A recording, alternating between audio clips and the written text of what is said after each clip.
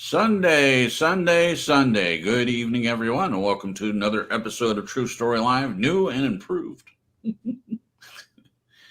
It's new and improved. Welcome. So we tried last week to get a show to you guys, get a broadcast in, and we had all kinds of problems. And tonight, we're trying it a different way. Okay, just a quick one, please. This YouTube just kicked in, but significantly delayed on when you started up. Okay.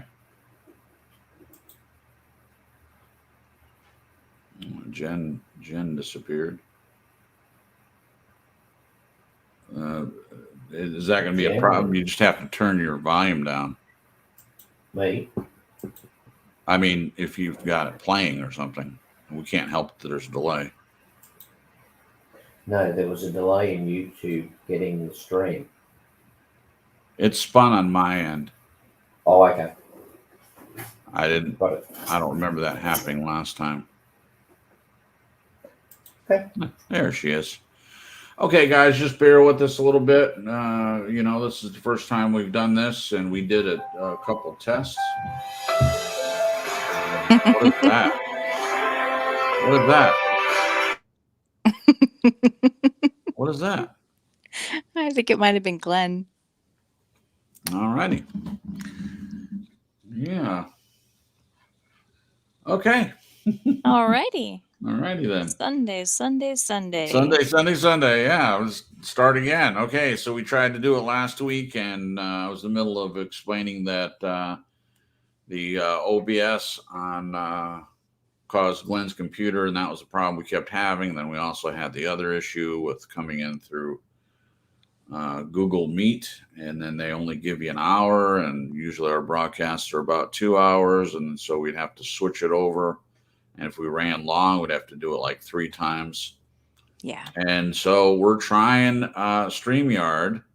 So this is the first actual, hopefully a full-length episode where we can get this content out.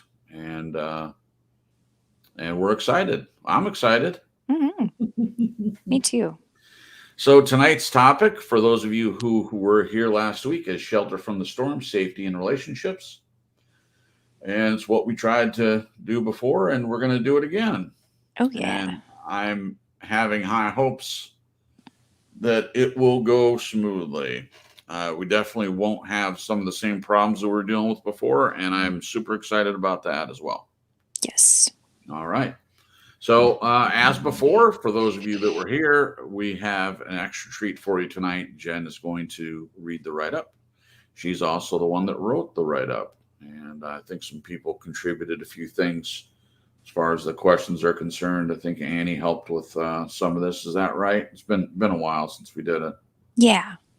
Yeah. So it's mostly Jen, but there were some other collaborators.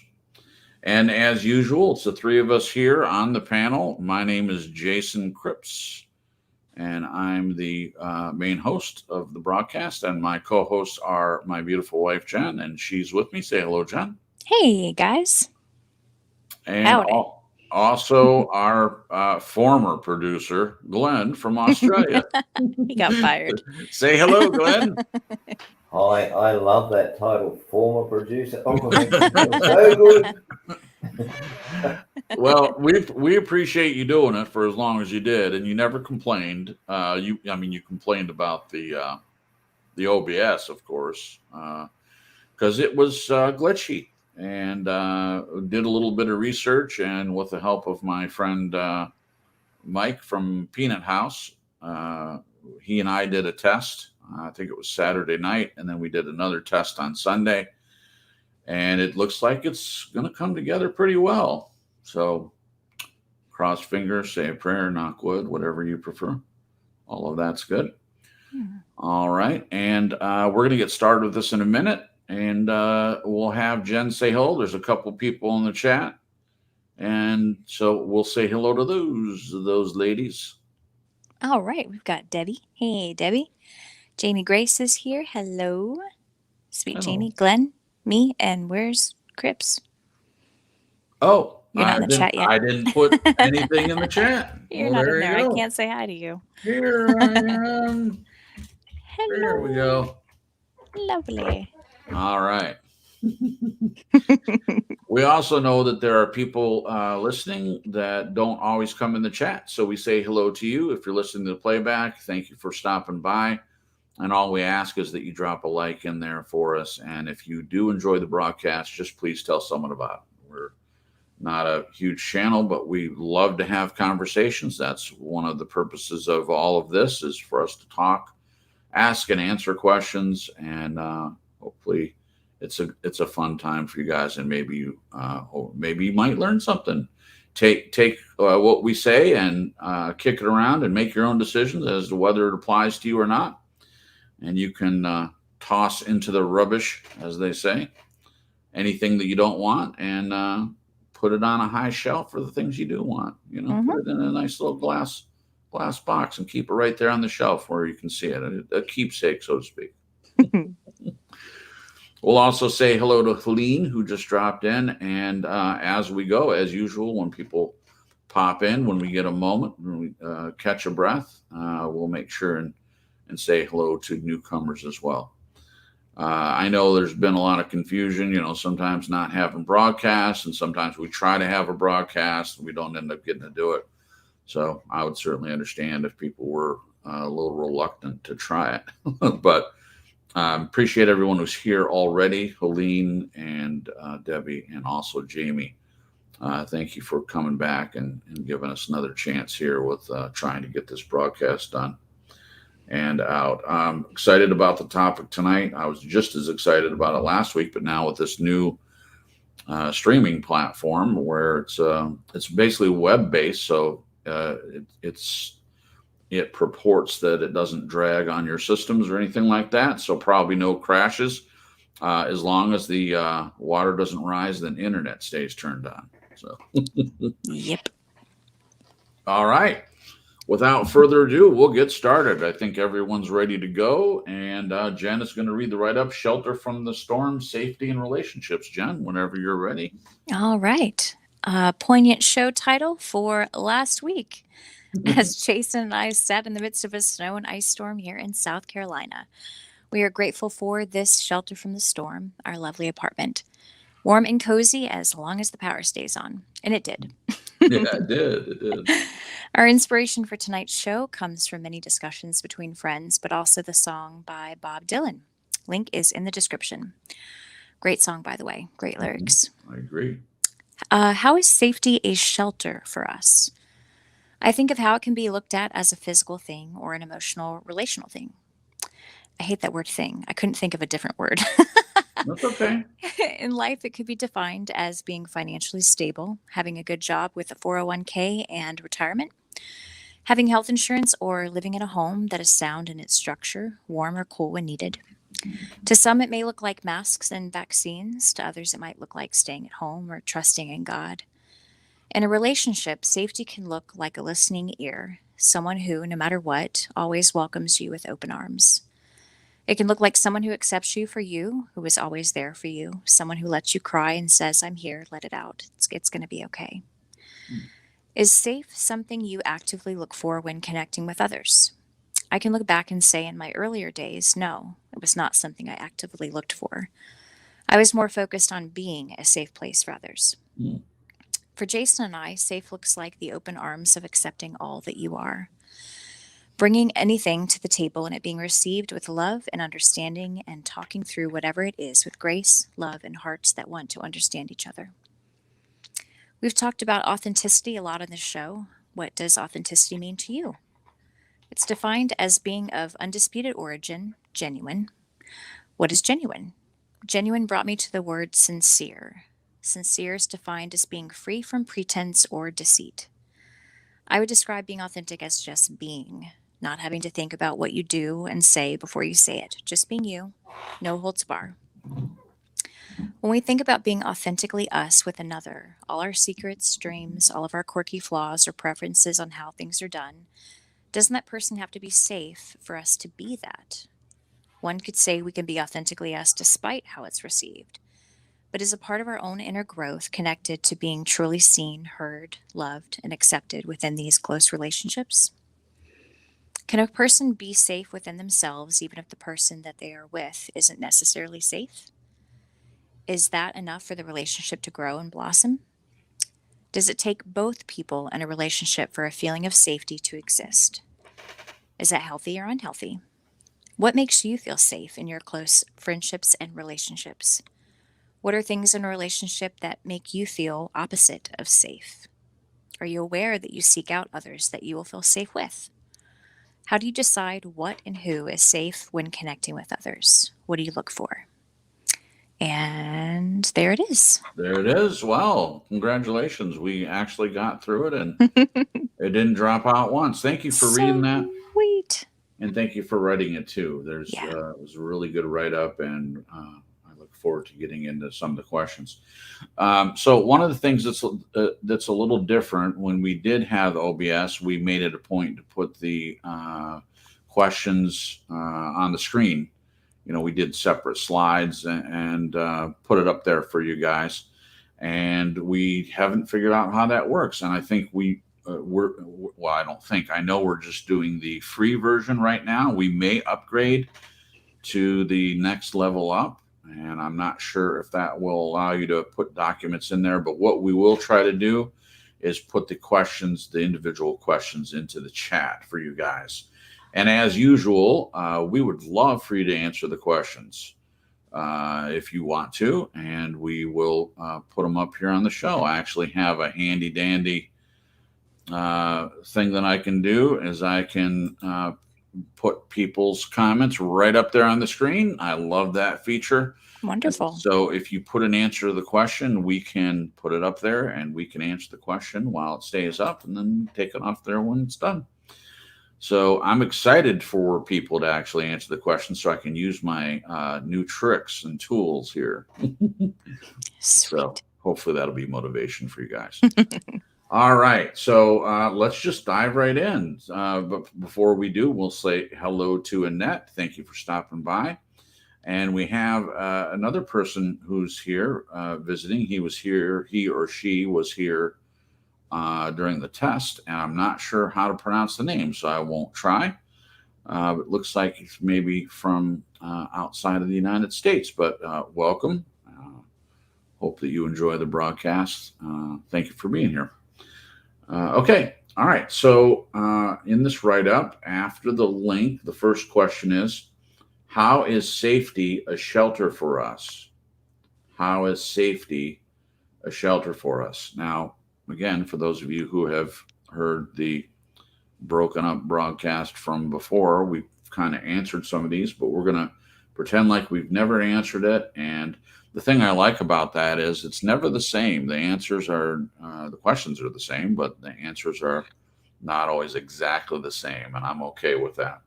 So, Jen, if you're ready, we'll start with you, if you don't mind. How is safety a shelter for us? What do you think?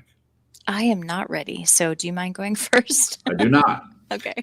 Okay, so safety as a shelter, described it before, and Jen and I talk a lot about how safe we are for each other. Now, this is in contrast to both of the relationships we were in before. Now, when I say that I didn't feel safe, I'm not talking about in danger of physical abuse or anything like that. And she wasn't a really openly abusive person, not insulting, openly insulting or rude or physically abusive. Right. Yeah. But and I would only know this because of my relationship with Jen when I have felt safe the entire time. When I talk about safety, I mean that I can trust her, that I know that I can share my deepest thoughts and hurts and wounds with her, and I know that she will listen. She will give suggestions or comfort me if that's what I need. And I did not have that in a full way when I was in my other relationship. And I can't think of too many past relationships where I ever felt completely safe. Safe physically, safe mentally, But as far as emotions and feeling like I can completely be myself with the other person, I haven't felt that until now. And so now that I feel this, and we're asking this question, how is safety a shelter? I feel like it's a shelter because I can completely be myself. There no abuse, no emotional or spiritual abuse or anything like that. So it shelters me, keeps me safe and warm and cozy in the relationship that I have with Jen. And here's how it's shelter from the outside world. Obviously, I have no control over the outside world, but if I'm out there in the world and something is hurtful or distressing, I have someone that I can feel safe with to discuss these things with. Yeah. And in that, the safety that I feel is shelter. So there you go. That's my That was a answer great for that. answer. Well, thank you. Thank you. Thank you. Are you ready, Jen, or should I ask Glenn? I think I'm ready. I was trying to remember my answer from last week, and Well, don't do that. my brain is like Okay. tonight. So it kind of is sort of a ditto on yours. I think this is just from past, conditioning Mhm. of feeling. I think there were instances before in my life where I didn't feel fully accepted by people, so I had to hide parts of me Right. to be Right. accepted. And then I think there was also on the other flip side of that coin, there was the fear of not being accepted and there being shelter in that. And so having to kind of, um, I don't know what the word is, sort of like Guard. cull some guard or Yeah. I just couldn't fully be myself. I didn't feel like I could, like it wouldn't be accepted. And I mean, that could be, family of origin stuff and Sure. how that was received. Self protection, is that a better? Yeah, Yeah. that's good. Okay. And I'll give a perfect example, like, and this is a little bit different than I think everybody's everyday, happenings with society on the world. But one thing I think about is in my last marriage, things got so bad that I had to kind of like have a dress rehearsal in my head when I would ask him questions. Uh-huh. I would literally have the conversation, ask him the question in my head, and I would imagine how he would respond because he was pretty predictable in how he would respond after many years. Sure. But I didn't realize it until after I left that I didn't have to do that and that wasn't necessarily normal. Because there were times where I would run through the script in my head and who he was in my mind based on how he acted. Right. It didn't go well, and so then I would not even ask the question. I wouldn't even bring up whatever it was I wanted to talk about, and that's very taxing because Sure. you're literally having, what is the word I am looking for? I hate when that happens when I can't think of the word. I can picture it in my head, but I can't Apprehensive? think of. Apprehensive is a good way, but I would have to kind of like edit myself. There it is. That's a better description. I'd have to Okay. kind of like edit myself Sure. to fit into what wouldn't piss him off or make him go off. And I kind of had that with my dad too growing up, Hmm. because of his anger and Censor. censoring. Thank you. I had to censor myself, and Sure. that I don't know how I could describe how that feels. Very scary and unpredictable, and it feels the absolute opposite of safety. Yeah. So with you, for example, I've got a handful of people in my life where I can just be and just like not blurt things out rudely, but just I don't have to think about what I'm going to say before I Right. say it, kind of a place. And for me, there's safety in that because I feel like my whole body breathes this sigh of relief Oh, that's many wonderful. times, and just being able to talk and be myself. And like I said in the write up, no holds bar. Yeah. It's amazing. And it's Wow. amazing how safe it feels. So that is my answer. Thank you, Jen. That was Yeah. good. You see, your brain is fine. Good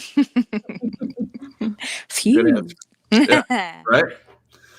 Thank you, Jen. All right, Glenn, it's your turn, and I know you've answered this question before, and obviously feel free to answer from your own perspective any way you want. But how is safety a shelter for us?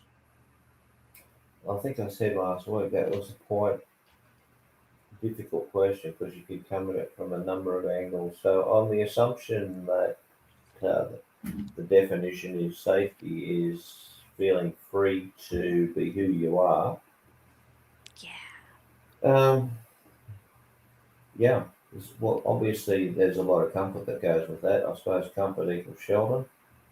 I suppose if I wanted to look at that a little bit further, I'd say, well, what would I do if I don't feel free to be myself? What am I going to do about it? Right. Or vice versa. If someone isn't free to be themselves with me, what would I suggest there? Probably the same as I would that I would do. But so, do you want to explore that or move forward? I do. Yeah, I want to know what you would do. Yeah.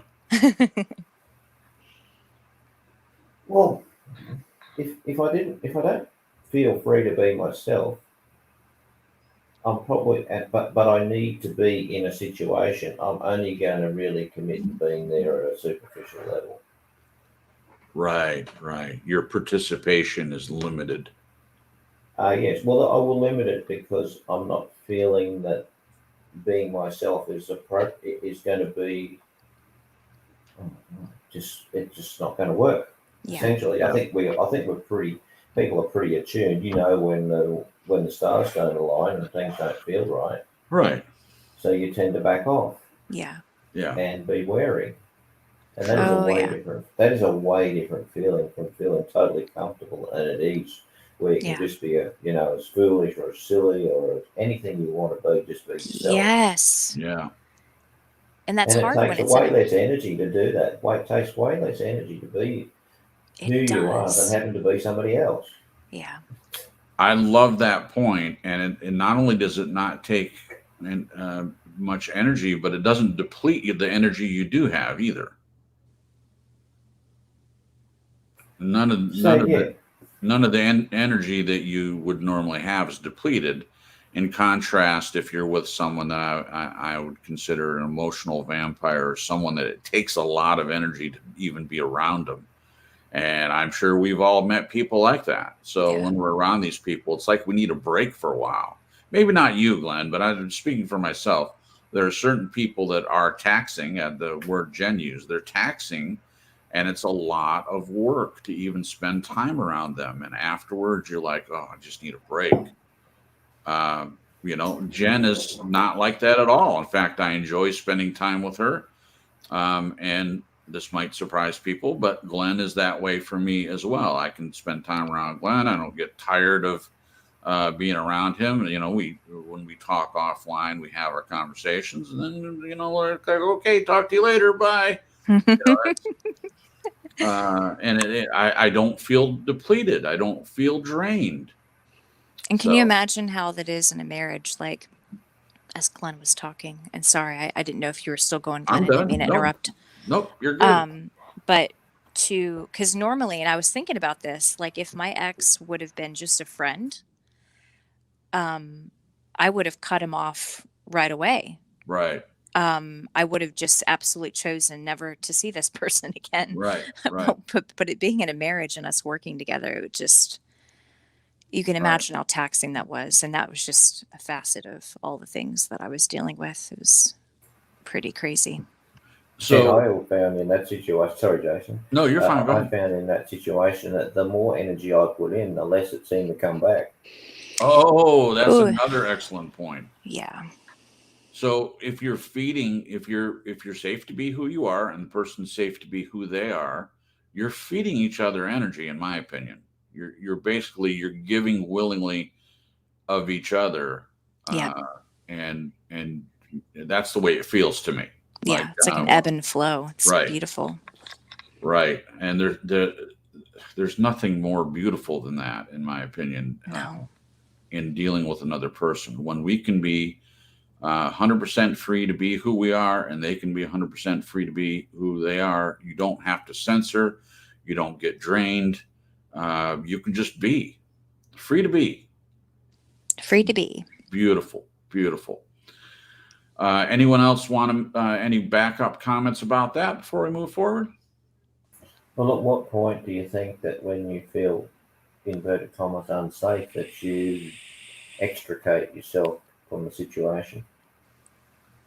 Wow. Now, see, if you would have asked me that 10 years ago, I have lots of stories where I stayed friends with someone that I knew was sucking energy, or at least I knew my level of awareness was that by spending time with certain people afterwards, I needed a break, just like I said.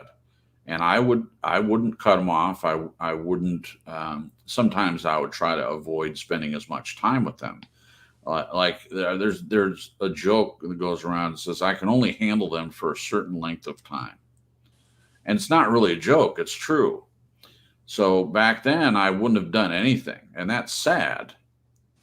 Thinking back to my former self, because I I I had a hard time cutting people off. I'd been cut off before, and there are some people I used to talk about that there are some people it seems like they just turn a light off. Everything's fine as far as you're concerned, and then they turn a light off, and then you're standing there in the dark, and they're gone. I never thought I could do that. So my answer now today would be I don't have time for vampires. I don't. Now I do have a reasonable, what I would consider a reasonable expectation that I know that not everyone is going to be 100% safe for me. Just as you were saying, Glenn, there's just people at different levels, and their energy is not necessarily going to match up 100% with my energy. And I'm not going a new age direction there. I'm just saying the energy that you feel from people, whether it's positive or negative or indifferent, there is an energy, I believe, that you can pick up on from others. So if I were to meet someone like that today, I mean, you can't change who your family is, so but you can limit the amount of time you spend with them. So I wouldn't cut off family. But if I met someone and I would figure out or perceive at some point that they're a drain on my energy, and as Glenn said, if I found out that we're just really not on the same page at all, I wouldn't hesitate but to drop uh, to drop that relationship and not and not concern myself with that anymore. Yeah. That's a long-winded answer to your question. I think it's important if you find someone that's not on your wavelength or you're not that compatible and things happen, that if it does come to extricating, that you always retain your dignity and do it with, you know what I mean? Yeah, Don't do it with judgment and recrimination. Just do it right, with acceptance and kindness right. I think and that's move possible. on. Yeah, I think that's possible. I'm glad you added that point. So yeah, you don't have to be mean about it, just like you said. You you really don't even have to. I don't even think you have to explain all the reasons why either. If something's not working out, you can just politely extricate yourself from the relationship. So there you go. I was going to say something else, but I'm going to save it for the questions. Okay. It might be jumping ahead. All right. All right. So while we're in this in between questions time, I wanted to say hello to Janet, who's been waiting patiently. She's in the chat already. You guys are already talking to her. And Kelly and Dean. Those two folks dropped in while we were kind of going over that question. So we're glad to have you.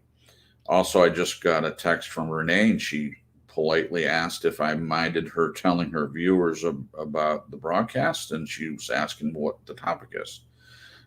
So thank you for that, whether anyone comes over or not. That was so nice of Renee. And guys, just continue to pray for Renee.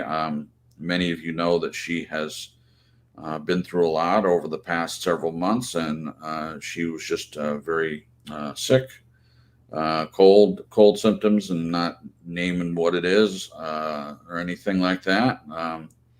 You have to be careful of strikes for even mentioning things. It's unfortunate we live in a world like that. You can't openly talk about things. But last I heard, she was doing better. Oh, What? I was going to say you can't openly talk about things in the world right now, and that doesn't make people feel safe. It's No, like a mirror of what we've just been talking about. Oh my gosh. Well, I'm glad you brought that up, because that does tie in kind of this next thing that you read in the write up to lead to our next question. So we could add that in there because you do mention some of the things in here. So I'll go ahead and would you mind if you still have that up? If it's any issue, then I can read it. But if you are willing and able to read the next paragraph before the next question, after the first question, how is safety a shelter for us? What does Is it that start too- with? Is it? I think of how it can be looked at. Why don't you read it? Because I don't know where you Okay, want no to stop. problem. No problem. All right. So after the first question, how is safety a shelter for us? Jen continues, I think of how it can be looked at as a physical thing or an emotional, relational thing. In life, it can be defined as being financially stable, having a good job with a 401k and retirement, having health insurance, or living in a home that is sound in its structure, warm and cool when needed. To some, it may look like masks and vaccines. To others, it might look like staying at home or trusting in God. And in a relationship, safety can look like a listening ear, someone who, no matter what, always welcomes you with open arms. Isn't that such a nice thing when that happens? Yes. It can look like someone who accepts you for you, who is always there for you, someone who lets you cry and says, I'm here, let it out. It's going to be okay. Beautiful. I love that paragraph. All right. And then the question related to that is safe something you actively look for when connecting with others? Is safe something you actively look for when connecting with others? All right. Jen, do you want to, Yeah. if you're ready? Yeah, I would say yes. Definitely, especially now with just my experiences up until this point. Um, I really didn't look at people as unsafe. I was so naive. Yeah. I wasn't even taught. Of course I watched Disney movies and they have villains and witches and dragons and but that's like fairy tale. Yeah. I wasn't like, oh wow, this is like in real life too, but they're just in the form of people. Well, right. Fairy tale in that we don't think actual vampires exist, but not a fairy tale when it comes to, Like emotional yeah, vampires. emotional vampires. Yes. Yeah. So, and like I said in the write up, I just was so focused on being safe for other people. Hmm. And so I just didn't have this knowledge and mind frame of, okay, there are good people out there that are authentic and safe, but there are people out there that aren't authentic and Right. safe. But where I stand now, I definitely have sort of like not that I've written it out and laminated it or anything, but I have sort of like this mental checklist, that as I'm getting to know a person, I'll be looking for red flags. It's not so much of a list of like, hey, what's safe look like? I kind Right. of go to the other side of like, hey, what does unsafe look like? Sure. And we Sure. get to that later in the write up. But yeah, I definitely, it's something I actively look for when connecting with people for sure. Right. That makes sense. Thank you, Jen. Yeah. All right. And let's see. Glenn, if you would like to go next. No, I Okay. don't actively look for it at all. Right. To my mind, I just don't even think about it. I Right. don't really like to come at these situations with preconceptions. I would say innately I'm on autopilot. I'm going to pick it up if it comes up, Yeah. but I'm not actively looking for it. It's not at the forefront of my mind. It's just sitting in the Sure. back. Sure. Like That a makes few sense. other things, you just like. I mean, I think as you become more attuned, just say to things that are going to red flag you when they come up. I mean, the light bulb or the bell goes off in your head. Hey, better take Yeah. notice of that.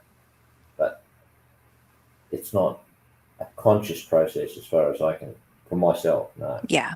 Okay. And I'd like to get to that point where it's not so in the forefront of my mind, but that it's like you said, Glenn, if something comes up, that a bell would ring and just help me take notice. Yeah. Wonderful. Yeah, thank you for that, Glenn. I've been thinking about this since last week, and in relationships, no, I was not actively looking. I wasn't thinking about I wonder if this person is safe for me. I didn't think in those terms. Of course, I'm in a completely different place now, and having gone through one marriage that ended, I didn't want that to ever happen again. So, in considering ever trying it again, although I wasn't necessarily thinking about safety, there were things that I was thinking about. Now, I can put this in terms when I had roommates. Yes, I did consider whether a person was safe to live with. And that kind of safety I'm talking about can I count on them to come up with their end of the rent? Can I feel safe coming home and not worry about them attacking me or yelling at me, or are they a cantankerous person? Are they difficult to live with? So that's more reasonable, understandable that you would consider the idea of safety in a different way. And I have had certain jobs. I've worked construction jobs and things like that, and there have been some things like walking on the top of a stick frame building and putting trusses in, where the truck lifts the trusses up and they set them down, and you've got to like put them in place and nail them in. I did not feel safe doing that. I'm not really afraid of heights, but I was not an accomplished wall walker. I don't know if that's the correct term, but I hadn't done framing before. So anyway, that's just an example. There were certain. Hello, Celine. I realized that Celine came in earlier, and I didn't say hello to her, and I did to everyone else. So I apologize. That was unintentional, Celine. We're glad that you're here. Thank you. So she says hello. I'm sure. Hey, Dawn. Got it. Dawn popped in. Dawn. Hello, Dawn. Welcome. And Renee is here. Yay, Renee. Thank you for stopping by, guys. We appreciate you. So if you guys would like to answer, we're into the second question. The first question was, how is safety a shelter for us? And we've already answered that. But if you guys would like to take the time to answer that in the chat, how is safety a shelter for us? Now, the current question we're talking about is safe something you actively look for when connecting with others? And I was just going over my answer. The other two wonderful folks have already answered. So if you'd like to put that in the chat, we would love for you to do that. I have something to add. Oh, go ahead and add, Jen. So, you hear people talk about this term or phrase, turn of phrase. Turn of phrase. My picker was broken.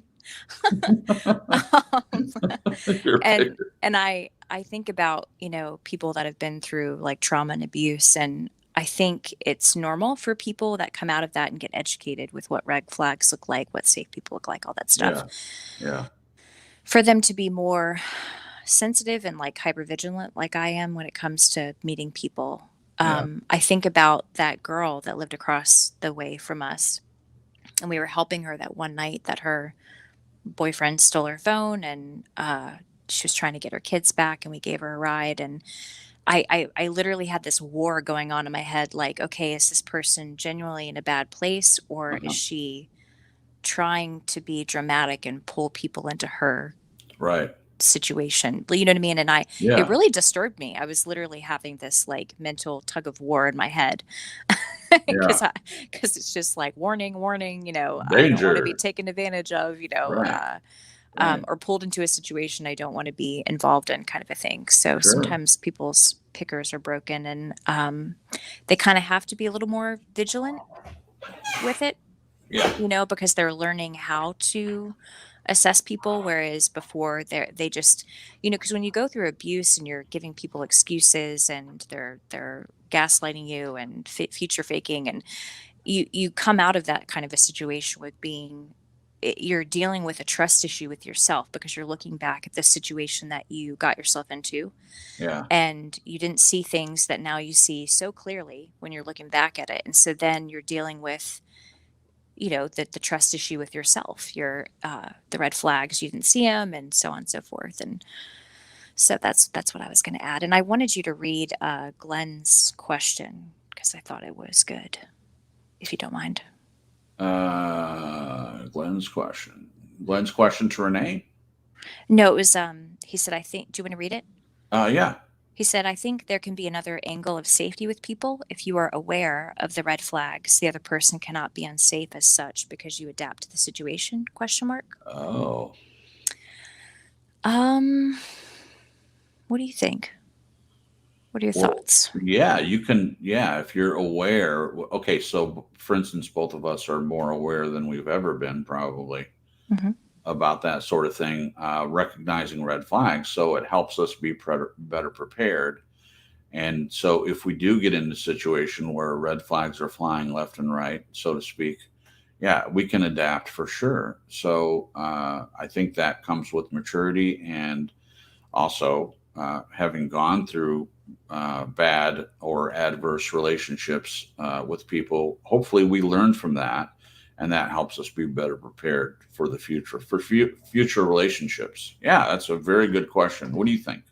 But I was curious about the last part because it says, um, if you are aware of the red flags, the other person cannot be unsafe as such because you adapt to the Oh, situation.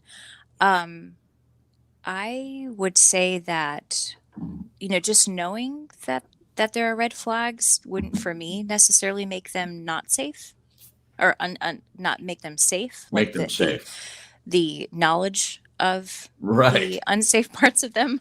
right. And I don't know why I thought of your dad. Like you know this stuff with your dad pretty Yeah, well because you guys have known each other for sure, as long as you've been alive. sure. Um, Yeah. so you knowing the things, the tactics of your dad and how he is, does that make you feel more safe? No. Okay. No, no. And while you were talking, I thought if you know that someone's a serial killer and you're aware of that and you know what to look for, like if you're with them and they start going for a knife, to run, right? Yeah. That doesn't make you feel more safe that you know they're a serial killer, that you have the awareness that they are. So, my dad, yes, knowing the red flags, knowing that he is who he is, it does help me in handling when something comes up toward me. But no, I don't feel safer. No. Oh, okay. Glenn just made a really good point. He said, I think safety in this particular context is feeling free to be oneself. So if you can see the red flags in somebody else, am I getting that right, Glenn? Are you still able to be yourself when you're in a friendship or relationship with someone that has red flags? Is that That's a correct? Well, that's I think that you can still be yourself, but you don't have to disclose all of yourself right. Yeah. Right. because you've identified. But I think it comes with that awareness, as developmentally or via whatever path you've taken to reach maturity, etc., or greater understanding of relationships. You can spot this stuff real fast.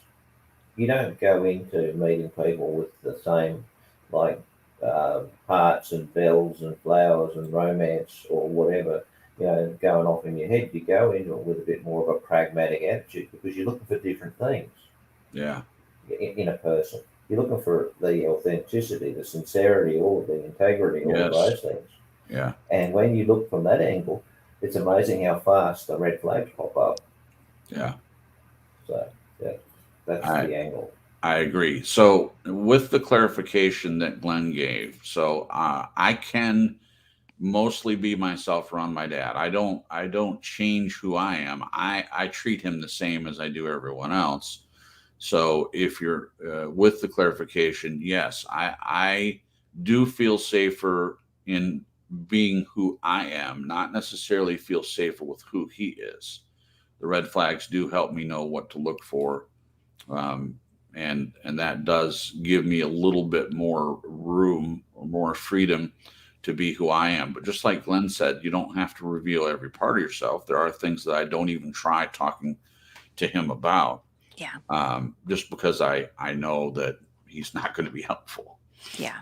But So with you having to withhold parts of you with your dad, would that be honing it or what is the word?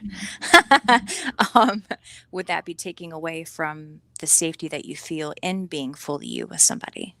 yes, yes, but he's the one that loses out. Oh, yeah. I would love to be fully myself with everyone. I mean, if I had a choice, I don't want to censor myself. I don't want to act like, well, I don't act like someone else. It's just like Glenn said. I think that the way he put it was really good. Yeah, you don't have to reveal everything. Yeah. And I would rather be someone that is able to reveal everything. That's just my choice. With you, Jen, I am able to do that. I don't have to hide or censor or um, keep anything out of who I am, and neither do you. And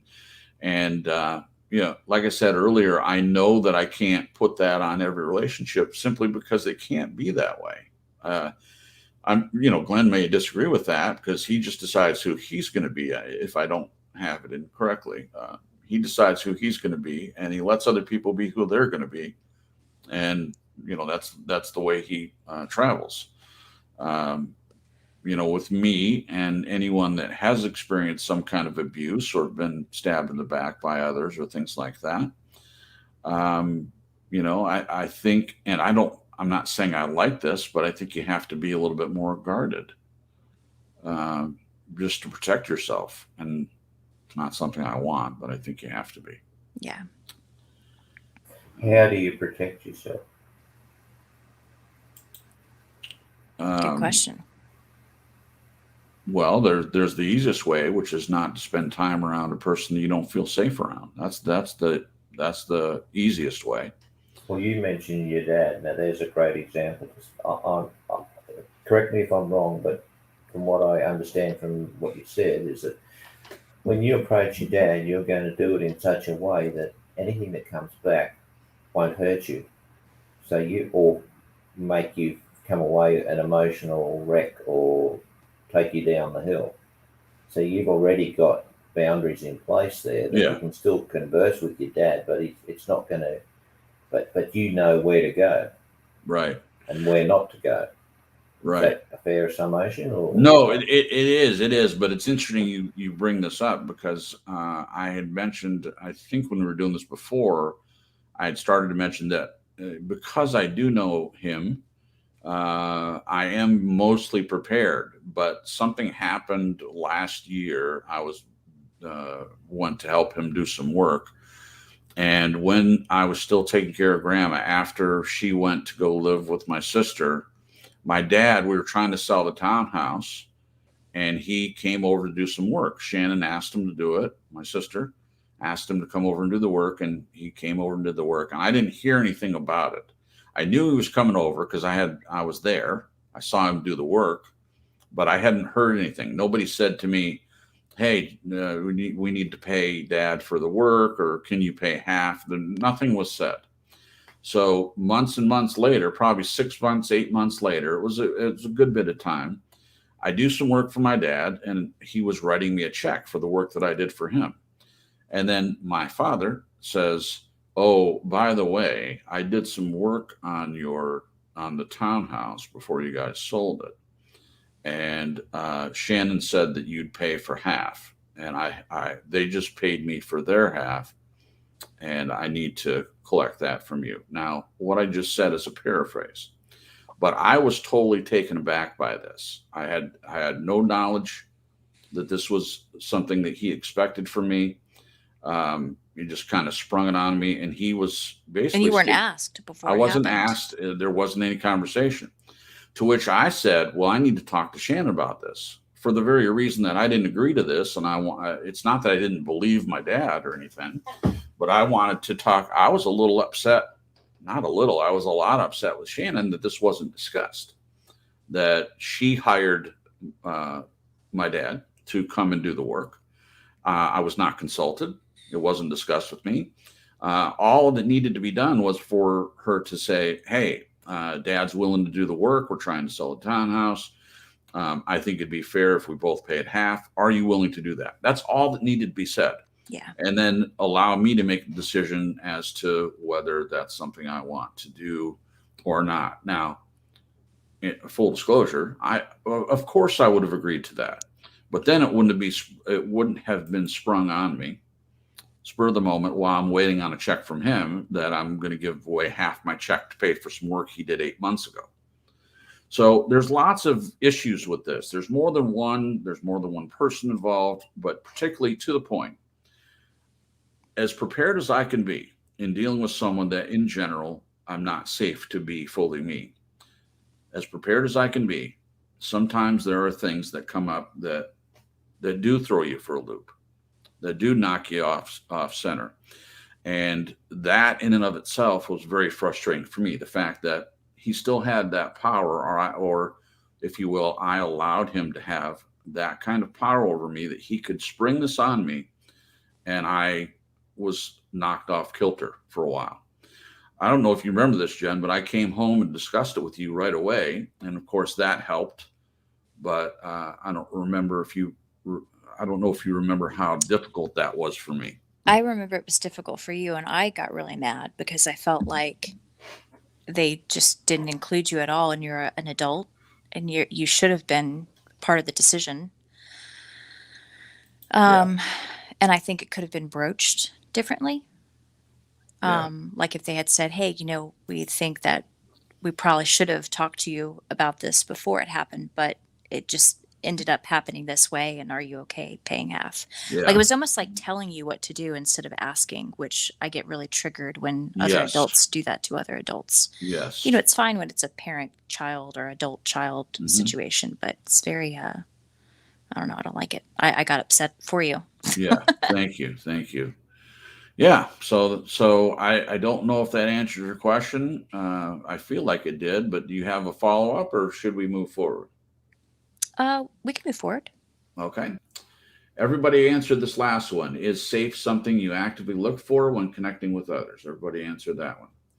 All right. And the next bit, I can look back and say in my early days, no, it was not something I actively looked for. I was more focused on being a safe place for others.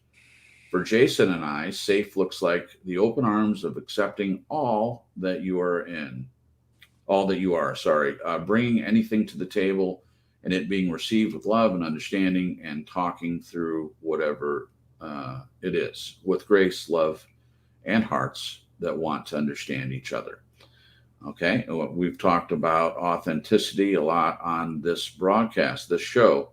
What does authenticity mean to you? And before we answer from our own perspective, Jen put the definition in here that she found. It's defined as being of undisputed origin or genuine. We've done shows on this. We have talked about it a lot. Yeah. So I'll be glad to go first, because I think my answer is always going to be the same. For me, authenticity, the short way to say it is free to be me, who I am, open, honest, communicative, friendly, being real, not being a fake person, not having to pretend or act like I'm someone else, just always being myself as much as I can be. And it would be great. It's a broader question, and probably another broadcast to talk about, is it possible to be 100% authentic when the person you're in the relationship with isn't? But I think some questions down here will kind of lead us there. So I'll just leave it there.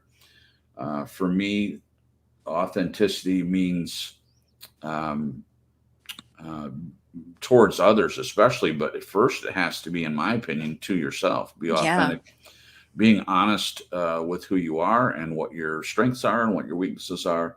And if you can be in a relationship with someone else and be that with them as well, I think the short answer to can you do that in relationships?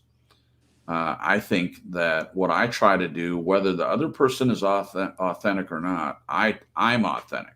I don't want to uh, sacrifice any parts of myself in order to spend time around another person.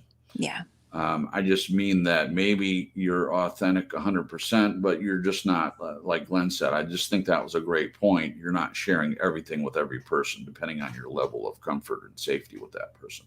Yeah. Okay. Well, what do you think, Jen? I would agree with you. I really liked what you said about being authentic toward yourself first. Oh, You kind of have okay. to know who you are in order to be who you are with other people, Sure, you know, and that's sure. something I've struggled with. Yeah. And there was something else I was going to say, and I can't remember what it was. So I'll just leave it right there. If I think of it, I'll raise my hand. Okay. I'm grabbing the quote here or the question while we talk about it, and I'm going to pop that in the chat. Just give me 1 second. I All can do that right. if you'd like, Jason. I've already got it. Thank you. Okay. Yeah. You usually do, and it just didn't get on there. So I just wanted to make sure it's up there for everybody.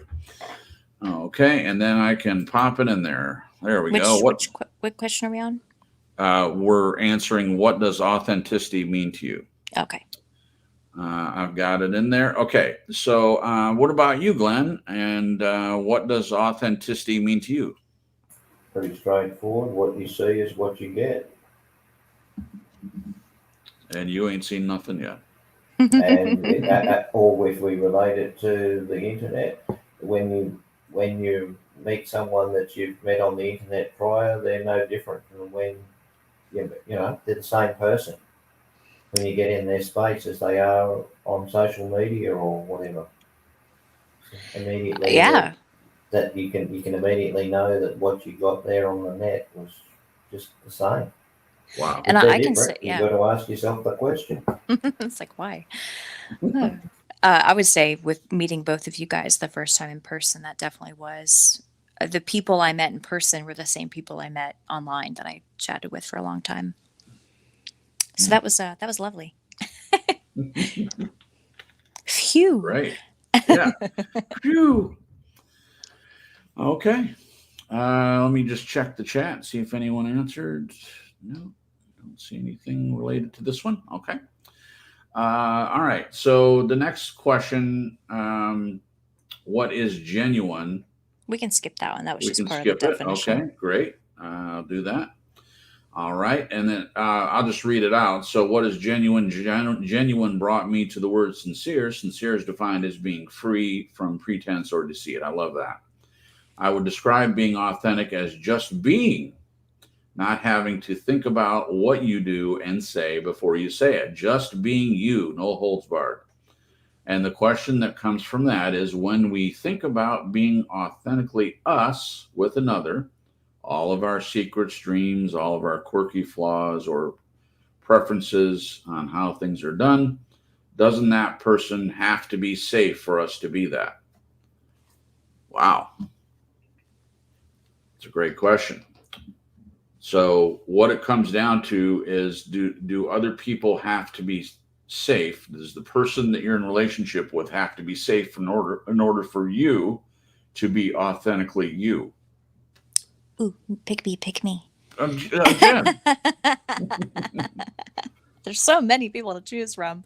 right. I in just being introspective, I definitely err more on the side of seeking out people that I can be safe with. And what I mean by that is people that I can just be around. But what I'd like to get to, and this is dealing with the people pleasing in me that I'm still healing, through and getting out of my system. If I can do that all the way, would be great. Uh, I do find that I do hope for myself that I can get to the point where I can just be kind of like where Glenn's at, or you, just be who I am, and it's if people don't like it, they don't like it. If they like it, that's great. It's no skin off my nose kind of a thing. Right. But unfortunately, I'm still a little entangled in. It's almost like I am assessing people as I'm hanging out, and I'll just share this. So I hung out with one of my nieces, Charlie, yesterday, and we went to an antique store, which we had a ton of fun. But there's always that question in my mind of like, is she gonna have fun? Is she gonna feel safe with me? If I Right. ask her questions about what's going on in her life, is she gonna think I'm being intrusive, or is she gonna know that I'm genuinely wanting to know? And so it's sort of this like, looking out from the bunker, Right. assessing the situation. And it was lovely yesterday because we just clicked and we have so much in common. And she Yeah. was very comfortable and just opened up to me and talked, and I shared things with her and she shared things with me, and it was absolutely lovely. And I've had the same experience with Dre, our other niece, who's the oldest of the girls. So, but again, I don't like that. For me, it seems like it's sort of still hinged on the other person for me to be myself. I'll be like, I'll let a little bit out. Are they accepting it? Are they okay? Okay, good. So now we can go to the next level. I don't like that because honestly, it sort of pulls you out of being present with people. Like if I compare that to being with you, Jason, and hang out with you, there is none of that. And it is kind of exhausting. It's just, I think it can distract us from just being. And so Sure. there it is. Does that affect you being authentic in the moment with people if you are assessing the situation to see it? Do they feel safe? Do I feel safe? Da, da, da. Right. So it's interesting. Well, that's great. Thank you for sharing that, Jen. Yeah. Okay. What about you, Glenn? Does the other person have to be safe for us to be authentically us? I think this is around the wrong way from my perspective. Okay. I would prefer to just lay it out to see the other person's response. Because how am I going to know if they're going to be safe for me until I am myself? Holy cow, you just blew my mind. I'm going to write that in the So chat. you got to get out. You got to put yourself out there to find out. Surely. Yeah. So they don't have to be safe. Right. You make the choice down the line after you have revealed who you are.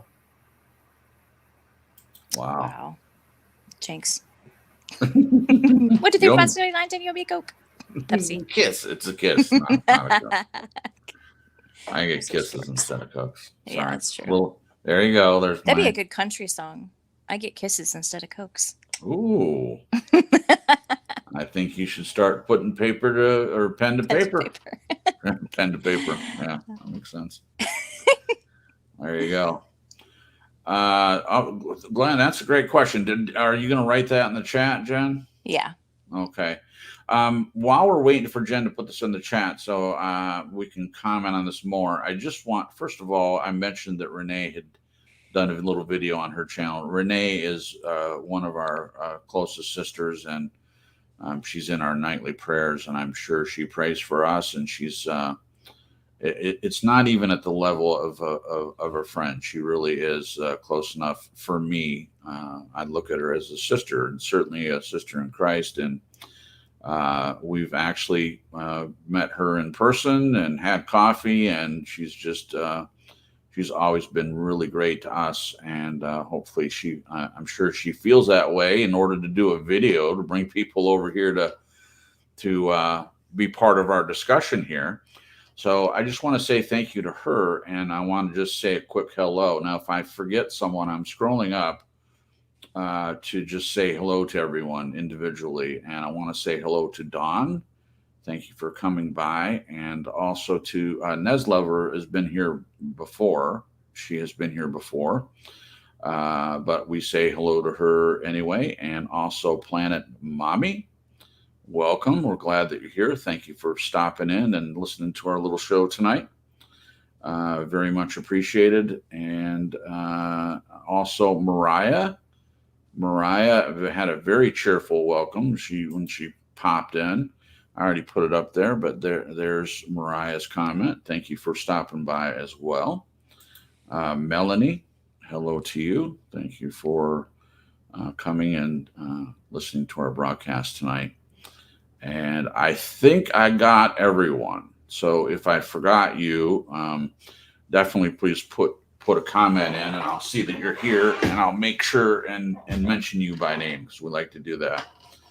And my buddy from California, John Dons, just popped in. We're glad to see you. He was actually here at some point when we had the failed broadcast from last week, and he's really a good guy. Does John know Joe? No. Okay. No. He'd already moved away before Joe was around. So there you go.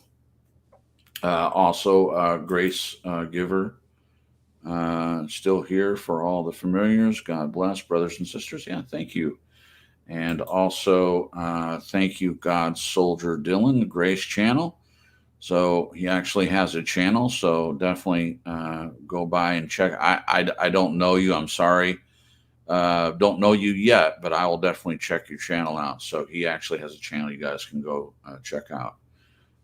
If he's a friend of Renee's, I don't feel like I have to worry about sending people over to someone that's presenting things that are above board. Ooh. So, all John's right. near Yosemite.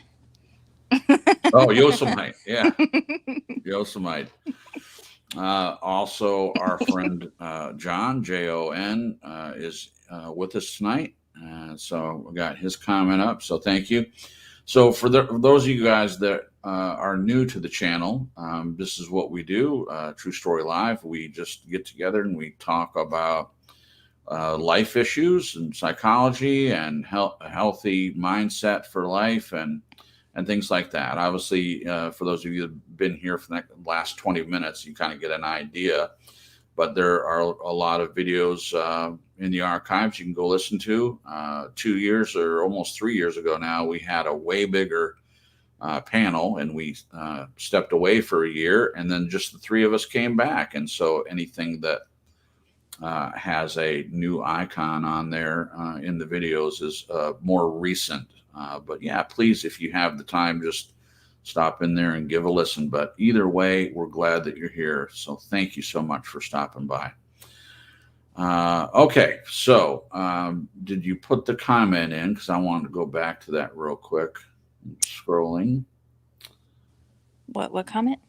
You were going to put the comment that Glenn made because that was the I last did. thing. Yeah, I did.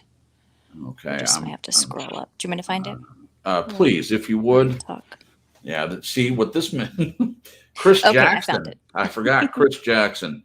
Chris Jackson, thank you for stopping by. We appreciate you being here. I'll put his comment up there.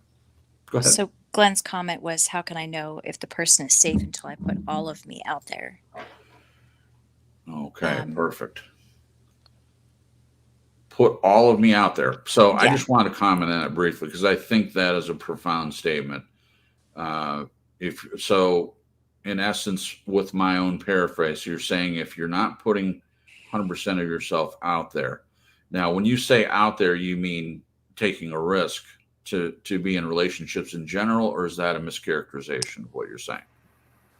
Are you asking me that? Yes, I am, sir. Yes, I am saying that with safety comes risk. Right. Okay. I just wanted to be sure. Exactly how you said it. Okay, perfect. So yeah, I agree with that completely. In order to be in any relationship, there is the matter of risk to consider. So if you're not even willing to put yourself out there, there's no chance of you finding a safe relationship or any relationship for that matter. Unless you're just having people come over to your house or even then. I think on a deeper level, if you're not giving of yourself, even if people come to your house to visit you, if you're not putting yourself out there, making yourself available for whatever that relationship could bring, then you're denying yourself the possibility of having something beautiful and wonderful. So, thank you for adding that, Glenn. That was wonderful. Okay, so did everyone answer this one? I think we did. Okay. One could say we can be authentically us despite how it's received, but it's is a part of our inner growth connected to being truly seen, heard, loved, accepted within these close relationships. So the question, well, that's a question in of itself, but I think we kind of addressed that. Would you agree? Yeah. Okay. So then the next question is, can a person be safe within themselves even if the person they are with isn't necessarily safe? Pick me. Okay, Jen. Crap. Did I forget what I was going to say? Okay. Can a person be safe within themselves, even if the person they are with isn't necessarily safe? So I think this depends on the person, because if someone's depending on the other person being safe in order for them to feel safe, then no. But if they're finding safety within themselves, despite what other people are doing, then maybe not 100% yes, but more so. Okay. So Um, you're maybe not 100%, but for the most part. yeah, but just from my own experience in an abusive situation Right. from the past, I didn't, I think I know I was in a place where I was, like I mentioned before, kind of like assessing things to see if I could be fully me.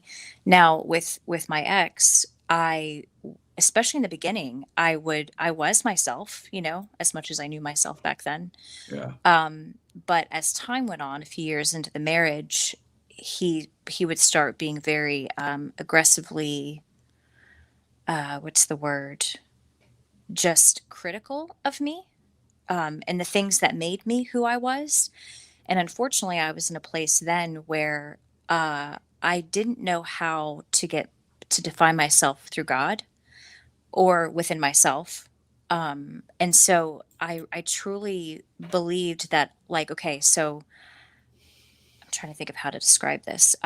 Take your time. It was almost like, because I just was so submissive, Yeah. I thought, okay, if he doesn't like this in me, then I need to change it, which is a horrible place to be for Yeah. anybody. You know what I mean? Yeah. Um, but it even went into like opinions of things. Like if I had opinion of something, and this happened in friendships before this too. Like if somebody else felt very confident about an opinion, I felt the need to change mine because I just was so not grounded, Right. and I always felt like I was stupid, and compared to other people, I was wrong. I had no foundation. It was just very flimsy. Right. Right. Well, you're not that way anymore. I mean, that's No. yeah. So that's the way you were, but Yeah. you don't have to worry about all that now. So that's a good thing. Nope. All right. So the question we're answering, I put it on the screen. Can a person be safe within themselves, even if the person they are with isn't necessarily safe? So not exactly the same way that it was phrased before, Glenn. So do you want to take a crack at this? Can a person be safe within themselves, even if the person they are with isn't necessarily safe? Yeah, I was just pondering in my head if I would go to the next thing I was going to say. I just want to read this. Can a person be safe? Sure. Okay. Um, I'm going to draw a parallel here. Okay. You remember the other day when I spoke to you, I said that your mother and I, when we were in a relationship, we rescued each other. Yeah. And part of that rescuing process was each of us came from a dysfunctional place. Right. Does that you recall that? I do indeed, sir. Okay, so what I'm doing is transposing that scenario. I felt safe within a dysfunctional framework. See, Ooh. this is so Oh safe man. can be. You see what's going on here? Yep. Yeah. Now, if I so I didn't feel any less safe in that scenario than I do now, Yeah. even though I've changed dramatically. So the question becomes, Hmm. taking that experience and coming now into a whole different mindset and more knowledge, uh, would I be necessarily unsafe with your mum all this time in the future? Well, I think, like I said to you, I think there's a very strong bond that people can form out of dysfunctionality, and that is incredibly strong. Now, so I would say I would still feel safe, but I would be much more aware. Pretty much as the question asks, I think even if the other person isn't safe, the fact that I am safe within myself is all that really counts. Wow. Good. Yes. That's good stuff. I don't have anything better than that. That's great. But I'll kind of answer based on that information because Glenn did talk. We did talk about this the other night, and I think because I knew my mother so well, so the idea of some of the parts of the relationship when you began were somewhat dysfunctional, as many of us are. Nobody's perfect. So I don't think you can have an expectation that when you enter a new relationship that you're going to find someone at the get-go, right from the start, that you're completely 100% safe with.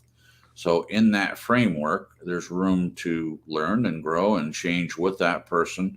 So even if you don't feel safe at the beginning, regardless of how it started, there may be some aspects of that relationship that don't feel 100% safe or dysfunctional, for lack of a better word. I like that word.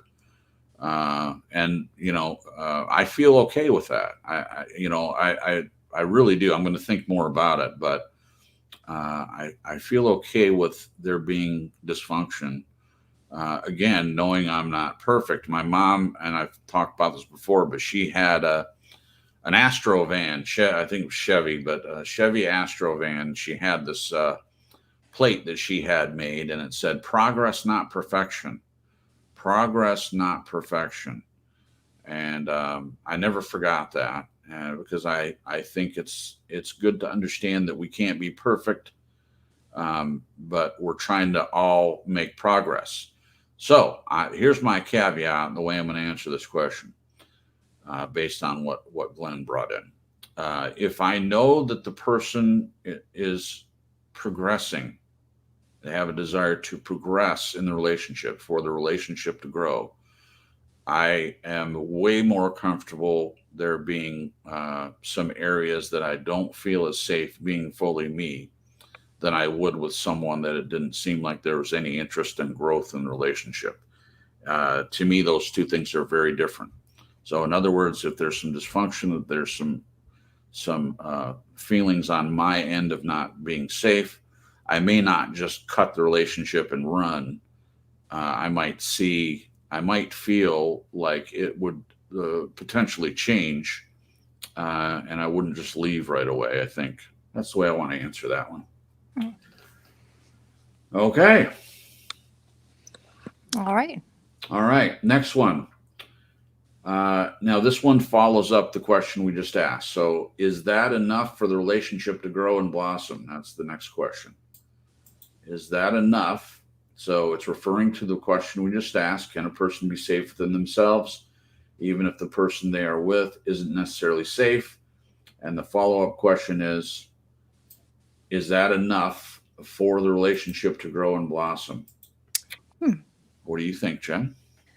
I think in a relationship, no.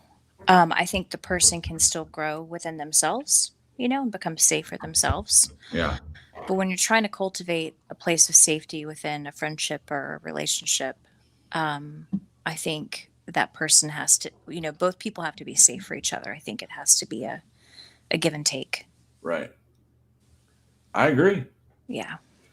I agree. I'll go on that because I don't have a whole lot more to add than what Jen did. Is that enough for the relationship to grow and blossom? I would agree with her that isn't enough.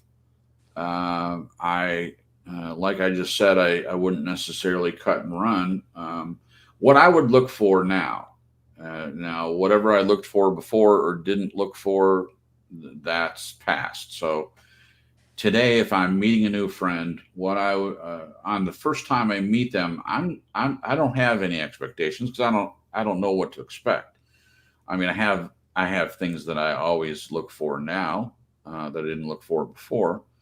But I'm gonna let them be whoever they are, especially in the first time meeting someone area, and then I will take that first meeting and try to decide whether there's potential for a relationship. Maybe I feel that way and they don't have any desire to be in a relationship with me, so that's beside the point. But I would agree that it's not enough necessarily to grow and blossom. To me, what's necessary is willingness to grow and blossom, and coming to the table together, being authentic, being open with one another, being honest. Those things are very, very important to me. So there's that. All right. Glenn, the question goes to you. Is that enough for the relationship to grow and blossom? I think I can answer this one from a chronological perspective. All Okay. right. Okay, I learned so much from your mum.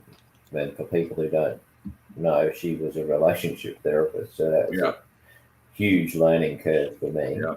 Yeah. I went and did my own therapy, and I also did.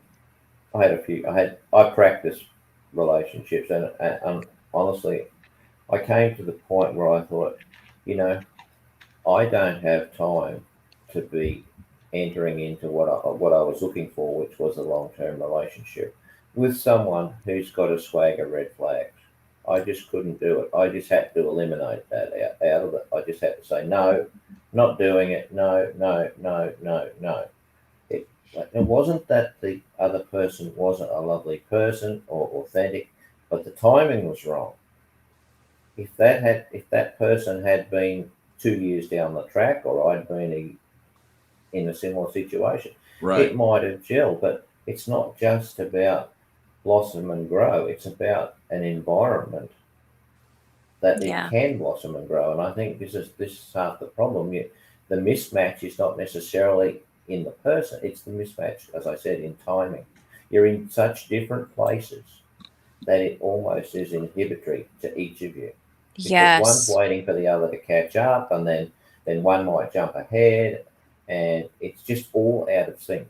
But I think Yeah. what my attitude was, if I'm healthy, I want to find someone who's healthy, because Yeah. then I know that we've each done the work, so therefore we're ready. We're ready to have a constructive, healthy, uh, vibrant relationship without any of this other crap, and we can continue to grow similarly together or separately with both of those things. So yeah, Wow. yeah, you've got my answer. I think that I've said enough, a bit more than Yeah, you usual. did. You did. You said everything you needed to say in that comment. That was great, Glenn. Thank you for that. I appreciate that Thanks. very much. You're welcome. All right. Okay. So all of us answered that one, right? I didn't leave anyone out. Okay. Just a couple comments from the chat. Nez Lover said a couple good things here, and I want to share. So I'll put the first one up, and I'll go back to the other one. So while we were talking, Nez Lover said, exactly. The fake person is the one who pretends to be perfect. Wow. Yeah. Yeah. Yeah. So an authentic person has no need to pretend to be anything other than who they are. And that's the goal. And they're You still know, not perfect. Nobody's they're perfect. still not perfect. Right. Exactly. Good point, Jen. That's what I was saying. Progress, not perfection. Yeah. Referring back to the plate that my mom had on her car. So that's, I think, what spurred this particular comment. I think so the fake person is the one who pretends to be perfect, and this is true. See someone else. Oh, here we go. Planet Mommy put this comment in. Proverbs talks a lot about the heart of narcissists. Yes. So Proverbs is a big book. There's a lot of good stuff in there, as we all know. And I never thought about it from this perspective, but Planet Mommy says Proverbs talks a lot about the heart of narcissists. So I think they're extrapolating. It's not termed narcissism, but there's lots of stuff in there, and I will Lover of self. That's one of lover of them. self. Yeah, there you go. Lover of self. So it's a different term, but that's essentially what it means in today's terminology. Yeah. So if the Bible were written now, you could easily swap those words out. Lover of self. Thank you, Jen. That was great. So lover of self, where especially where they love themselves only, and there's no love left for anyone else. And typically, narcissists are very much like that. Um, there's no room for anyone else. So that was the comment from Planet Yeah. Mommy.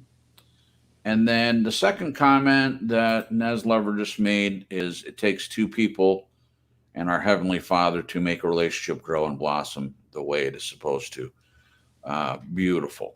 Well said. Now I know that not everyone. We don't assume that everyone is a believer, but for those of you that do believe and understand, or even understand this concept, I don't think you have to be a believer to understand what this is saying or what Neslever is saying. It takes two people and our Heavenly Father to make a relationship grow and blossom the way it is supposed to. Yeah, so obviously that's from a framework of someone that reads and understands Scripture.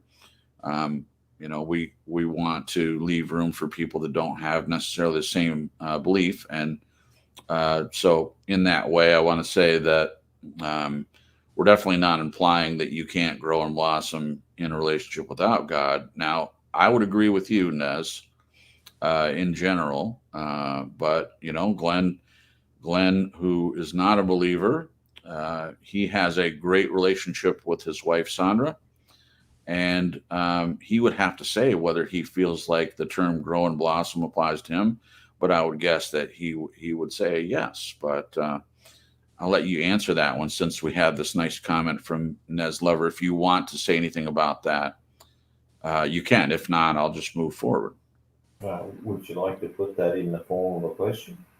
Or you want me just to... Do you feel like your relationship with Sandra, or if you don't want to talk about that one, you could pick any? No, I'm happy to talk about it. It's totally open book.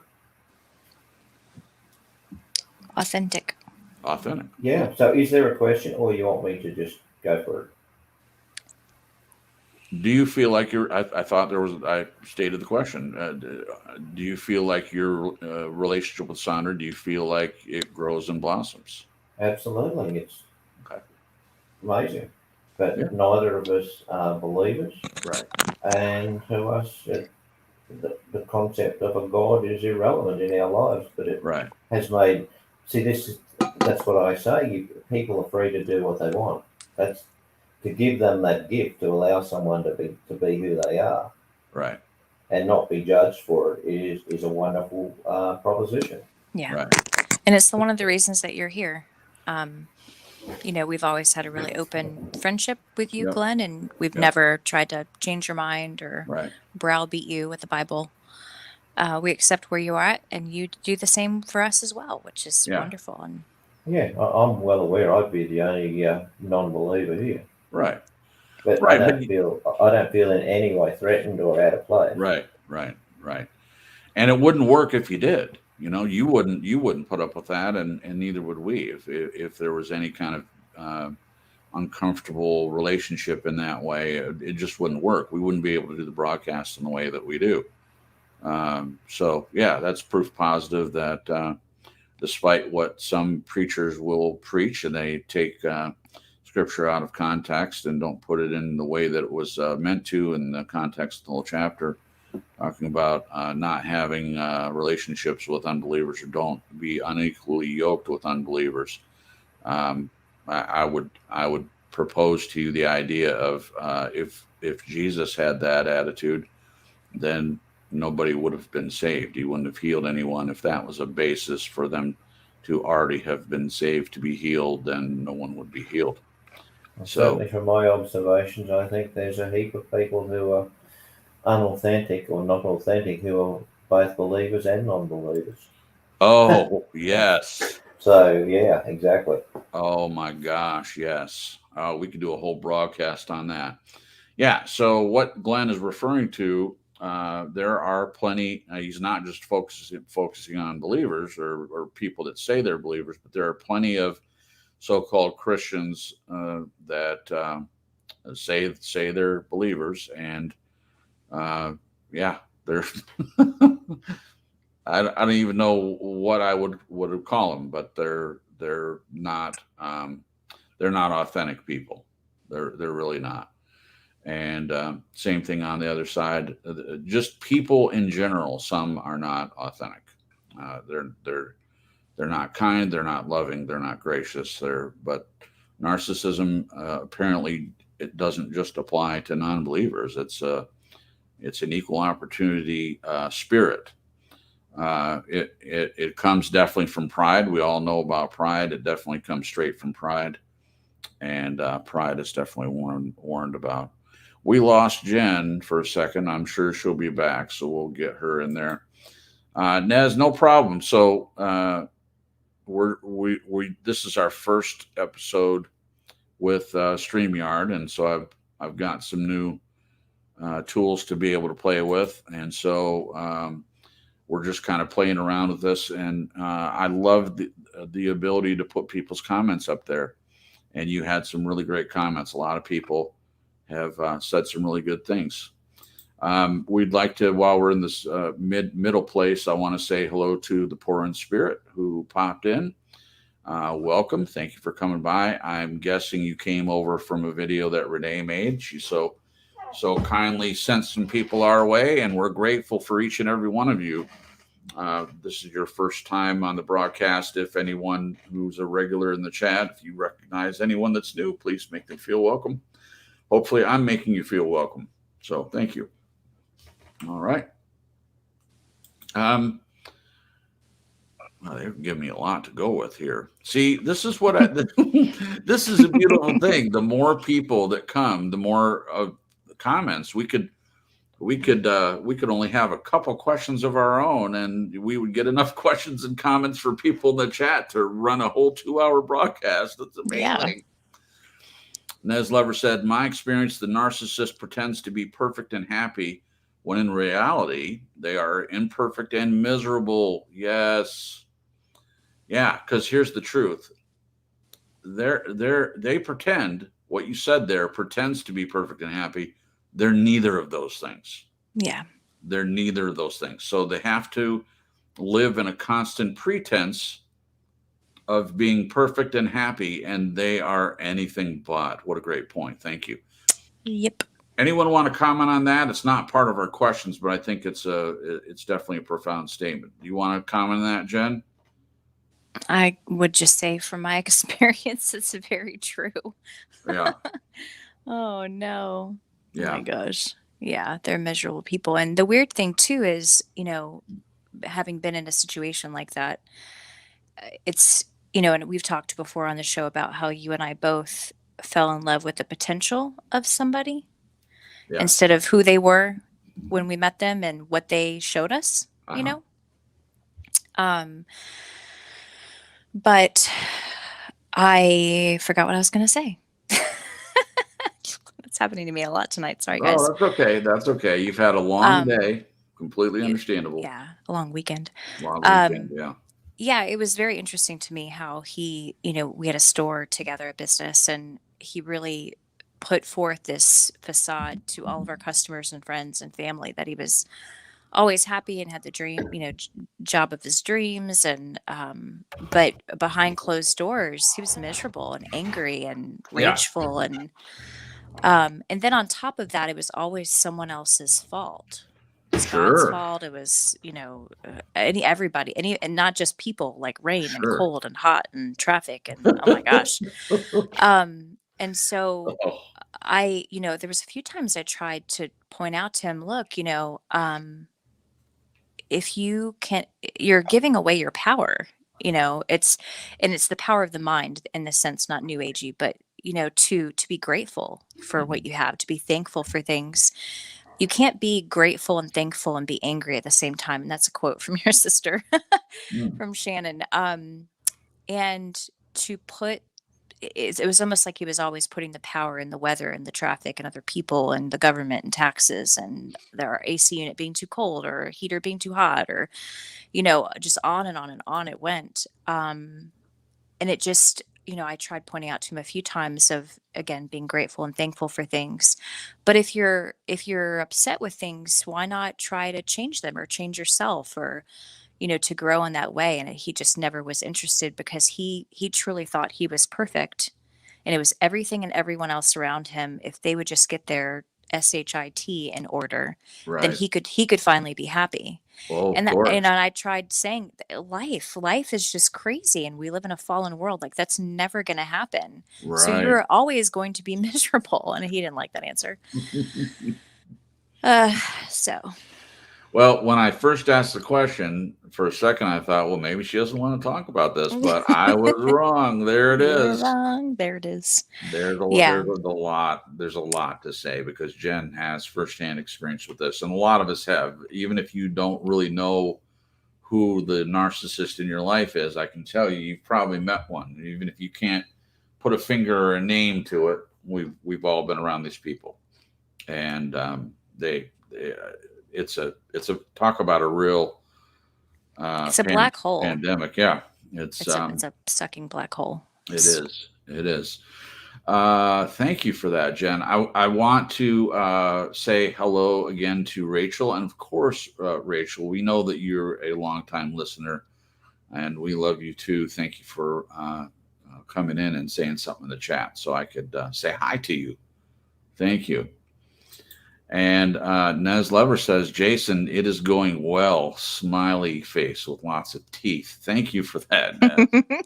I think it's going well too. You know, I don't want to derail the show. I mean, we have some more questions to get through, but I just have to say, I'm really enjoying this this format. I really, really like it, and it does seem like I'm able to go through the questions and also play around with some of the tools and stuff, and seem to be able to do both. So that's great. And then also, of course, Glenn doesn't have to worry about it anymore. He can just do write-ups when it's his turn, and I'm sure he'll be thrilled with that.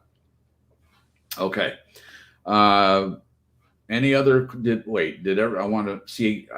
I'm talking way more often now and talking about people's comments and saying hello that I forget who answered the question. It's throwing you off.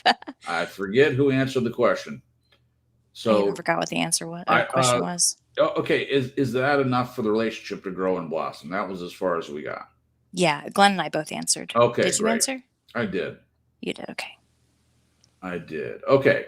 So the next question is, does it take both people in a relationship for a feeling of safety to exist? Does it take both people in a relationship for a feeling of safety to exist? Now, this might seem like a simple question. It might seem like, well, we've kind of already answered that, but I don't think so. I think it's definitely a separate question. Does it take both people in a relationship for a feeling of safety to exist? You want to take a shot at that, Jen? Yeah, I was going to refer back to something Glenn said about the environment. If you're talking about within the relationship, so it's not just with you, like within yourself. I would say yes, it takes both people to cultivate the environment. Because okay, say you have one person that's just disengaged and disconnected, and you're still creating a safe place for them and for yourself. There's still that facet of, why isn't this person talking to me? Like, why aren't they sharing? Why aren't they listening? Yeah. I don't know if someone can feel very safe in that kind of atmosphere. Because I think, us as people were created to connect Yes. with each other. And I think most people that get into, I don't know a lot of people that are like, hey, I'm going to get into a marriage because I want to be left alone and ignored. That's my safe place. I mean, if that's the case, they would just stay single.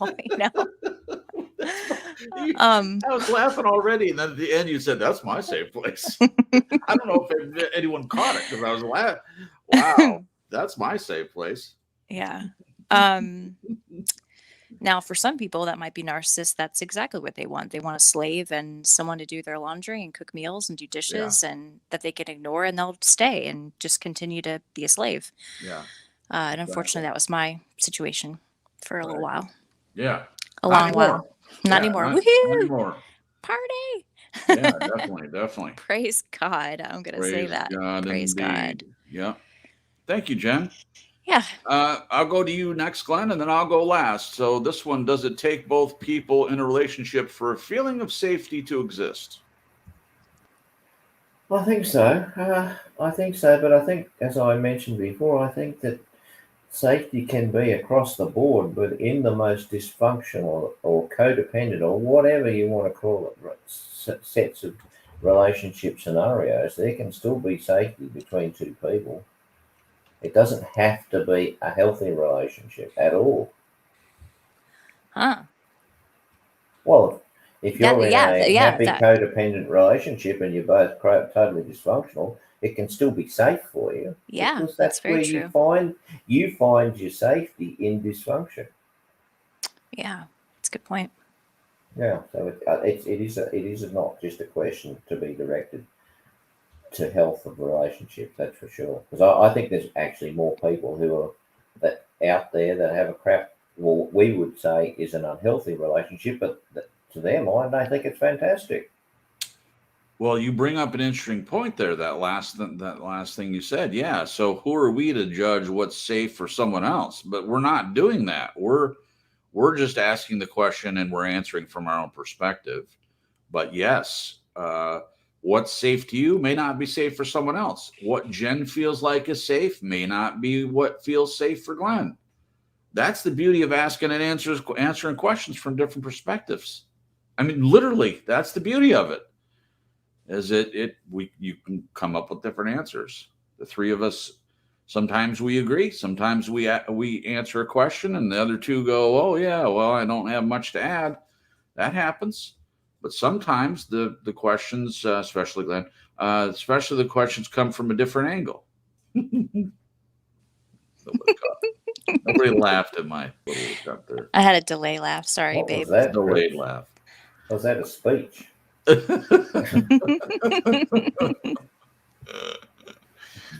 Oh my gosh. Okay. All right. So there was a question I wanted to.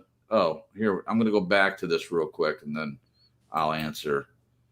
Planet Mommy says some say in talking about narcissists. So Planet Mommy says some say they hate themselves, but I believe that they love themselves so much they have to protect their ego facade at all costs, like you said, pride. That's a great point, Planet Mommy. I would add to that, if they love themselves so much, then why would there be any need to protect their egos or facade at all costs? Yeah. Just think about it. I'm Because not what are they hiding? right. And I think they're hiding that they truly hate themselves deep down. That's just my opinion. no, I agree with that. So I just want to say to Planet Mommy, I'm not challenging or disagreeing necessarily with what you said. I just would ask you to think about that. We're going to do a show that talks about ego. That's been in the books. The It's been works. on the plans, in the works for a while. It's going to be a big broadcast because it's very, very deep, and it might really challenge some people in the idea of what ego is. It did for me when Jen read the book on it, and she shared it with me. I like really had to think, like, wow, the things that the writer called ego, I just never thought about it from that perspective. Yeah. It There was talks about inflated ego, but the thing that I've never heard, I mean, I've heard of it, but never really read into it or thought about it, was deflated ego. right, And when I think about a narcissist, I do think maybe it starts out as a deflated ego and then they puff themselves up to inflate their ego. right. Um, because that's their safe place. That's their Talking about safety. So interesting. So I can't wait for that broadcast. It'll be good. Yeah. Chris, can you play? Oh, yeah, okay, you did it. You beat me. Okay. What did he do? See, now we have new technology, and I'm right on top of things. Oh, my goodness. Chris has done me over. Oh, I'll have to be on my game. You have to start paying attention now, Glenn. He's too fast. Zip, zip, zippy. Okay, I got a question. Two questions. Okay. Okay. I don't have exposure to narcissists, so I want to know. Okay, this is such a huge topic. It appears it's all over the place. It's in my face. Number one, why do people pick narcissists as partners? And two, how do you know if you have been in a relationship long term or whatever with a narcissist, what even a healthy relationship looks like? Like, we can all say, oh yeah, it's vulnerability, accountability, listening and nurturing. But how do you actually know that when you come to face up to what you want? I don't know. I'm a bit lost here. So, I don't, any I, help? oh, Much yeah. appreciated. I was going to say the first question, did you say how do people pick narcissists or why do people pick Why? narcissists? Why? I think I have an answer for this. There's a great book out there called The Human Magnet Syndrome, and I forget the author's name, but he talks about how people that are codependent, which are also usually empaths, are natural givers. And because they're wired to get validation, I know that's a trigger word for you, Glenn, but external validation. So they get their identity and their worth from other people, and through giving. I think the reason that they are attracted, or this book explains, and I kind of agree with it, that the reason that people are attracted to narcissists is because they're born takers. So it's like this match made in hell. Yeah. Where there's, because normally in a healthy relationship, you've got two people that are giving and you meet in the middle. But unfortunately, with a codependent slash empath and a narcissist, it's always off kilter. So it's Right. like a dance, you know. And for me personally, I've grew up being a people pleaser, had an angry Yeah. dad. And so I just was wired to be a people pleaser, and I wasn't ever taught to find my self-worth and my identity in God, to have an opinion about it with Right. myself. Like, who do I want to be? Who does Jen want to be? So I was wired to look to other people to tell me who I am. And I think that's natural when you're a young child. You look up to Sure. your parents and Sure. you're wanting them to tell you who you are. Well, my parents didn't really do that, and they didn't really talk to me about it. And I don't think it was malicious. I just think they had their own childhood trauma that they were working through True. later in life. But so I I know for me it was almost natural. And I also think that narcissists somehow, I think they all have a college they go to learn this stuff because their tactics are all the same. Um, but I think they Oh my gosh. specifically target people like that. They look for people that are empathetic. They look for people, or empathic. I don't know which way it's the correct way, but people that are givers, people that are people pleasers, because they want someone that they can suck the life out of, pretty much. Yeah. And they don't want to pour into a relationship. They want to find someone who is willing to do all the work within the relationship, and they do very little. Right. And from what I've experienced, they start off by giving a little bit. And for me, my bar was very low. My self-esteem was in the crapper. And so he only had to love bomb me a little bit. And like, Right. from stories I've heard, I'm like, wow, he hardly did anything. But he pretty much mirrored me. I actually watched a video today that talked about how narcissists, they kind of scope you out, and they ask you all these penetrating questions to get to know your loves and your likes and your Right. passions and all this stuff, and they mirror you. So pretty much I ended up falling in love with myself because he was mirroring me, which is very weird.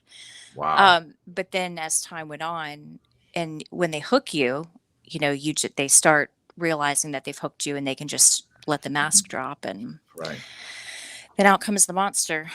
And then you're so, enmeshed in the trauma bonding with them. And not even knowing what's happening, like I didn't know that I was married to a narcissist till after I left. Right. I was like, holy cow. Well, And it was before you left, right? yeah, Before you left, right? no, Sorry. it was after, when I found a video that talked about all the symptoms of narcissistic abuse syndrome. Okay. I was like, I have every symptom. What the heck? I'm trying, because I thought that you had said that you had seen something before when you were going I to leave back in 2015. I thought you had mentioned. Maybe I'm No, wrong. I did do research on narcissism Research. in regards to his mom, His because his mom. mom had serious issues, but I never connected the two Okay. that he was. Okay. Thanks for clearing that up. Yeah. That's And then great. the second question, Glenn, was um you had a second question on that, Glenn. I couldn't remember what Hold it on a was. second. Get my mouse over to unmute. Okay, if you've been in a situation like that, how is it that what is the process when you might share yours too, because I think it's relevant, as to how do you move from non-acceptance of that dysfunctionality with a narcissist into a place where you are no longer dysfunctional? I mean, it's To my That's a mind, great it's question. just like a shocker. The amount of work you got to do to get out of there, it's just like walking through the Kalahari. Yeah, it's like walking on broken glass, not to not to quote a song. Annie Lennox. Um, You love are that on song. fire. You said your Oh my brain wasn't gosh. working, Jen. You It's seem to be coming on. and going. There you go. It's like Okay. my Wi-Fi. Um, but so I know for a lot of people, getting out of that particular kind of abusive situation really is based in educating yourself, learning about what narcissism is, what it looks like, what it does to you, what the symptoms are. And I do believe in people getting to a place where they've healed.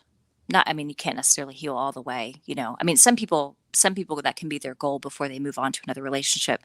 But I think it's imperative to get to that place in order for being in a healthy relationship not to be a shocker. Because if people aren't healing the damage that was done and even understanding what they went through and understanding why narcissists are the way they are and so forth and what they do and their tactics, I think people can get addicted to the cycle of abuse, and so they get used to the drama, this cycle of drama, to where a healthy relationship that has peace and love and it's calm Yeah. and it's giving, even it's more equal in the give and take and the love. I think some people are turned off by it because it's not what it's not their safety, like you were talking about earlier, Glenn. I know for me personally, I always wanted the marriage I have now. And even in the midst of the 14 years I was married to my ex, I was always longing for that. And I was so alone in the marriage for so long that once Jason crossed my path and came into my life, once God brought him to my life, I just embraced it. And I was still healing and I was still digging through my stuff. And another part of why this worked so well for us was because Jason never stepped into the role of saving me. He never stepped into the role of fixing me. He never stepped in the role of trying to fix me or um, love bomb me in the sense of numbing my pain. He constantly pointed me toward God and encouraged me in my own healing and for me to take the steps. It was like I did it myself, but he was there Mhm. encouraging me. Mhm. So that Beautiful. was huge. But did that answer the question okay, Glenn? I think you did. You're not All right. asking me though. You answer how you want to. You don't have to seek my approval. All right. I wasn't sure if it answered it correct. Like, No, Yeah. it's fine. No, no. cool, Well, cool. if you interpret the question as you see fit, thank you. Yeah. I don't know if you have anything to add, Jason. I really don't. I mean, I thought that if you were willing to answer that question from your perspective, you'd be the best. Now, I do have my own dealings with narcissism, but I think you answered perfectly. I don't have anything else to add. So thank you for You're Glenn's welcome. answer, and thank you for Glenn's question and your answer. That was Yeah. great. Wow. I mean, we could probably do another hour. I have so many good comments to work from. I will say, my buddy John Don said he'd like to talk about ego. So you're in luck, John. We're going to be talking about that soon, as I said. So make sure you are around, if possible. I know you're in California, so you're 3 hours behind us. So we start at 8 p.m., which is your 5 p.m., right? 5, 6, 7. Nope. 5. Yeah. 6, 7, 8. Yeah. So you're 5 o'clock. So if you want to be a part of that, I would love to hear what you have to say on your end, what everyone has to say. Gosh, I hope people are going to come back. And that's not a shameless plug or anything, but this has been really, really great with you guys and all your comments in here. And thank you, Nez, and thank you, Planet Mommy, the Poor in Spirit, just everyone. If I don't name everyone, Yeah. your comments are fantastic, and this is exactly what I always hope for. And the regulars that come in here, yeah, they do make comments, but we only generally have like 8 to 15 people in here, and some people just are in here listening, which is fine. It's wonderful. Yeah. We're glad that they're here, but it just gives us a lot more things to work with in answering all these questions. We don't just want to hear from us. We want to hear from you guys. And you guys have fulfilled my dream tonight with that. Yeah, we're not just on here to hear ourselves talk. No, we're not. I mean, Only on Saturdays. romance. Yeah, the three of us do have conversations outside, and we can do that anytime. Though we don't need to air it out for sure. One thing I was going to add, because I know there's a lot of believers on here that have gone through narcissistic abuse. One of the reasons I'm grateful that it's becoming this like popular topic, a lot of people are talking about it, is because I feel like the church is very, very ill-equipped when it comes to knowing about narcissists and how to help the body of Christ navigate this. Right. It's just, I've heard story after story after story of people being in abusive marriages, and the church leaders telling them they need to pray more, or as the wife, you need to, submit to your husband more. I mean, there has just been in the past such a lack of education and knowledge Yeah. when it comes to this particular personality disorder. So Wow. I'm encouraged. I'm really Yeah. encouraged that the word's getting out there. And unfortunately for the narcissists, they're becoming uncovered. Yeah, they are. Mwahaha. Narcissist exposed. So It's happening. It's happening, guys. Okay, I want to go back. I can, geez, with all this, I could probably go another hour. We're not going to do that, but we have a couple more questions to get through. But I wanted to address Planet Mommy made a comment. She says, my problem was triangulation, sorry, with my ex-mother-in-law and ex-husband. She would tell him I was mean to her, and it wasn't true. And he always took her side. Well, first of all, Planet Mommy, I'm sorry that happened. I'm very familiar with that. Jen and I use that term. Honestly, it's hard not to do that sometimes, but it doesn't help. yeah, when it's used as a tool of manipulation, that's and abuse, it's just It horrific. is an I'm so abuse. sorry. Yeah, don't make a mistake about that. It is an abuse. So you were definitely in an abusive situation there with the mother-in-law telling lies about you, and then your husband took her side. Yeah. That's what does Ollie Son call that? husband. Son son husband. husband. Yeah, you had a son husband right Possibly. there. And when that doesn't create a safe place either, because No. if you're husband and wife and you're yoked, you're one, you would hope that your husband would believe you. Yeah. Ouch. That's painful. I support my wife always. And if she's wrong, I'd have a private conversation with her. But in public, I'm standing by my wife no matter what. I say that knowing that I know I don't have to worry about her doing something horrendous to anyone. We don't have to. Yeah, I'm pretty sure. Yeah. I'm pretty sure. Wow. Okay. Wow. Great comments, guys. Okay. Yeah. Gonna try to stay on task here. I would agree with you guys in general. I think we were on the question, does it take both people in a relationship for a feeling of safety to exist? I think it does. As we kind of addressed earlier, even if I'm safe within myself, if I'm with someone that I don't feel safe around, it doesn't work. It doesn't work like it should. Let's put it that way. Yeah. Again, using Jen as an example, I always feel safe with her. I cannot remember a single moment when I didn't feel safe. Of course, when we get to know each other, as I said earlier, when I'm looking at a new relationship, I don't have generally the same parameters.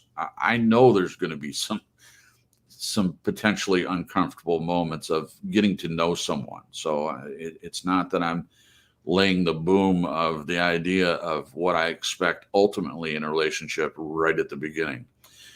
Yeah, there are, not with Jen, but there are some red flags with people that come up, and I just mark it off. Okay, well, that's something I need to look out for. But generally, it's I'm way more accepting at the beginning because I have no idea what to even expect. So there's that aspect of it. So for me, I think in order for it to be work the way it's supposed to, both people at least have to have a level of safety.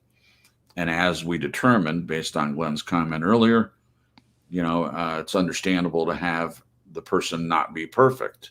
But I think that the more you get to know someone and they're willing to grow with you and blossom with you, the more safe you feel, the more Yeah. safe you become. That's true for me. All right.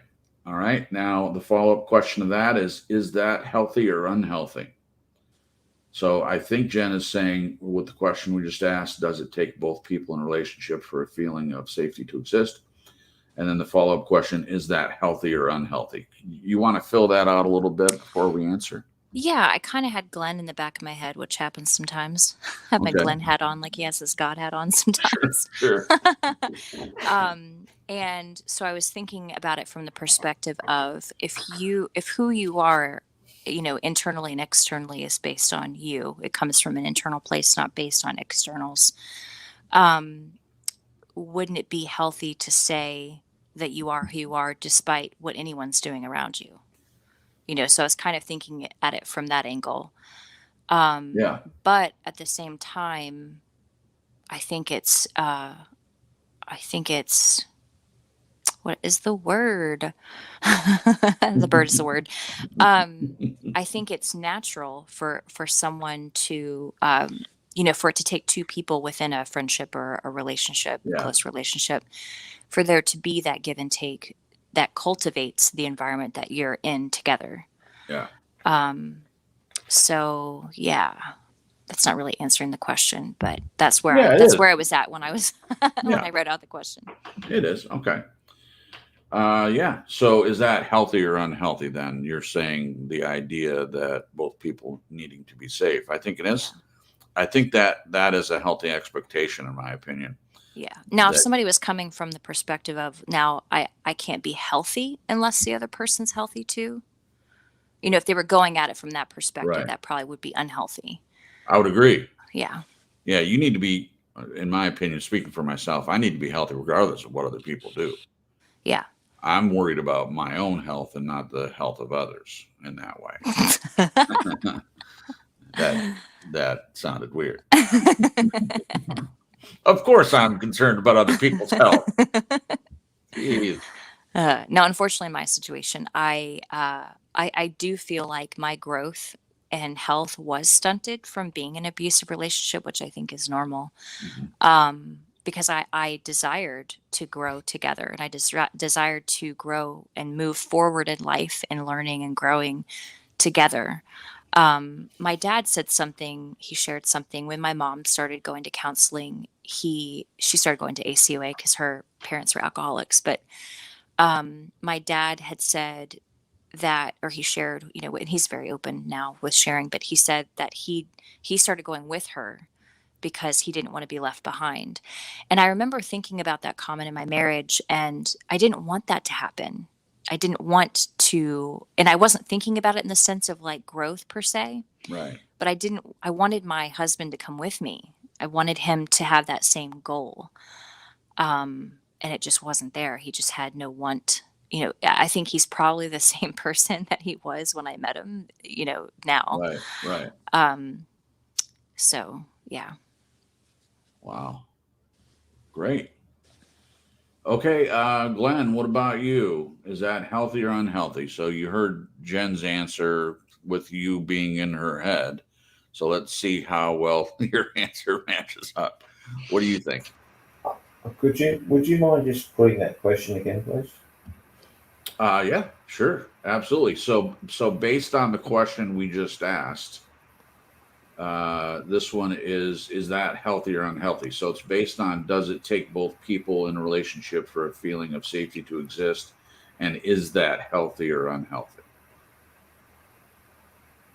I think it takes both people Yeah.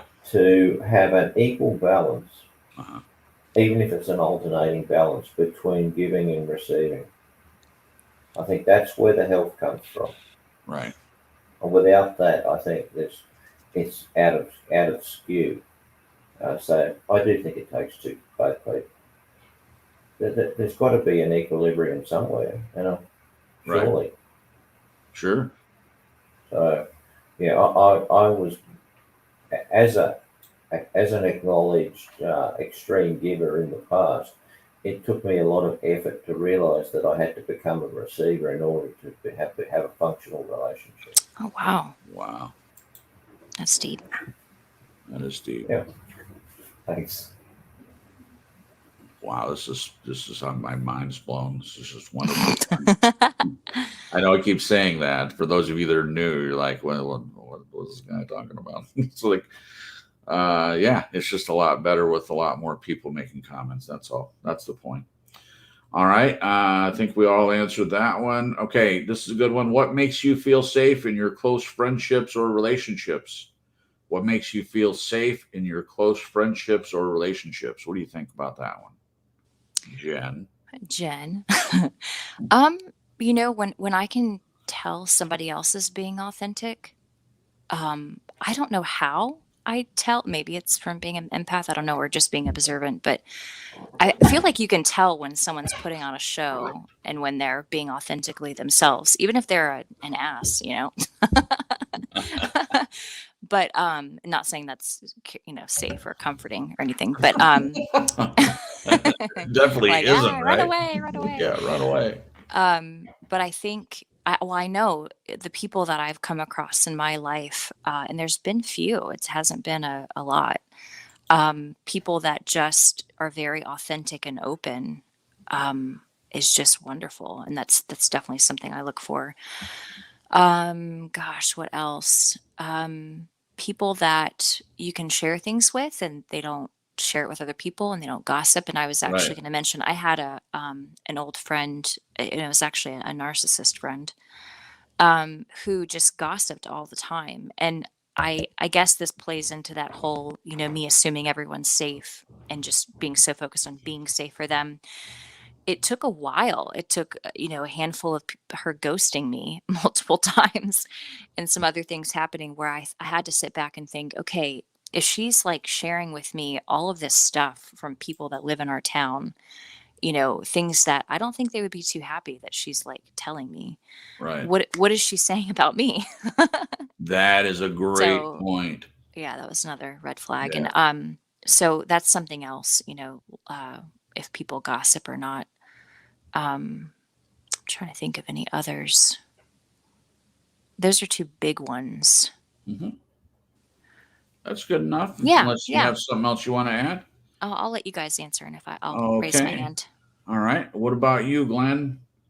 I think I like this one. So, what makes you feel safe in your close friendships or relationships? I think it relates back to my previous answer. I mean, I think there's nothing worse than when you get in conversation or dialogue with someone and all they want to do is talk about themselves and they don't give a crap about anything you've got to say. That's where I'll be rolling my eyes and kicking stones and saying, "Can I get out of here?" So unless there's a consistent interplay and balance between the everything that's going on, well, who wants to do it? So I'm just not feeling like I want to be there. Yeah. It's like Yeah, one speaks and expects the other to listen, but when the other one speaks, it just goes in one ear and out the other of the other person. Well, Yeah.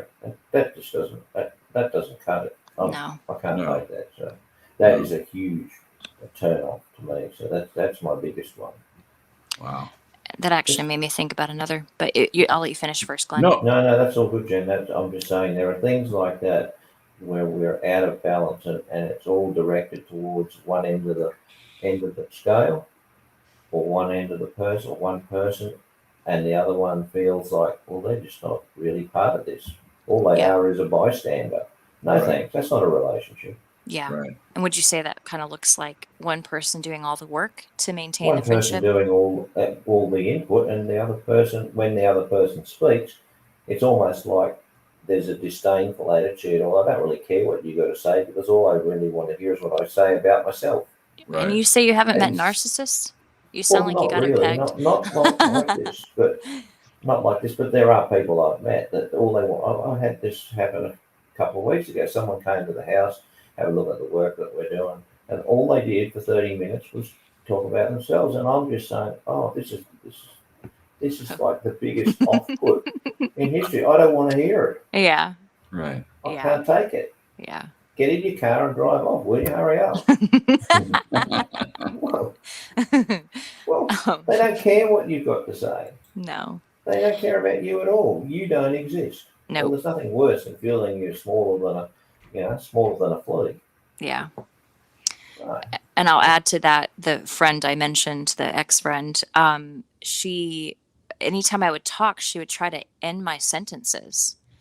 And it was really frustrating. So it was interrupting to almost like she was guessing what I was going to say next while I was still talking. And it happened so often and it drove me nuts. And what it made me feel like was she just wanted me to finish and shut up so she could talk. And that's kind of how it was playing out because she just would talk over me. And so that's another kind of red flag too. Yeah. I Of think course. I think you can really tell when someone's listening and contributing. Again, it's that like organic, natural flow of conversation where you're sharing back and forth and it's genuine. But unfortunately, it wasn't like that with this one friend. Yeah. And I've met other people like that. I used to have a guy that was friends with my ex that came into our store, and he would show up on a Saturday when it was just like our biggest sale day where we sold tons of stuff, and he would just stand there and talk at us, and he wouldn't even take a breath, like to where you could butt in and say, "Hey, I have to like work."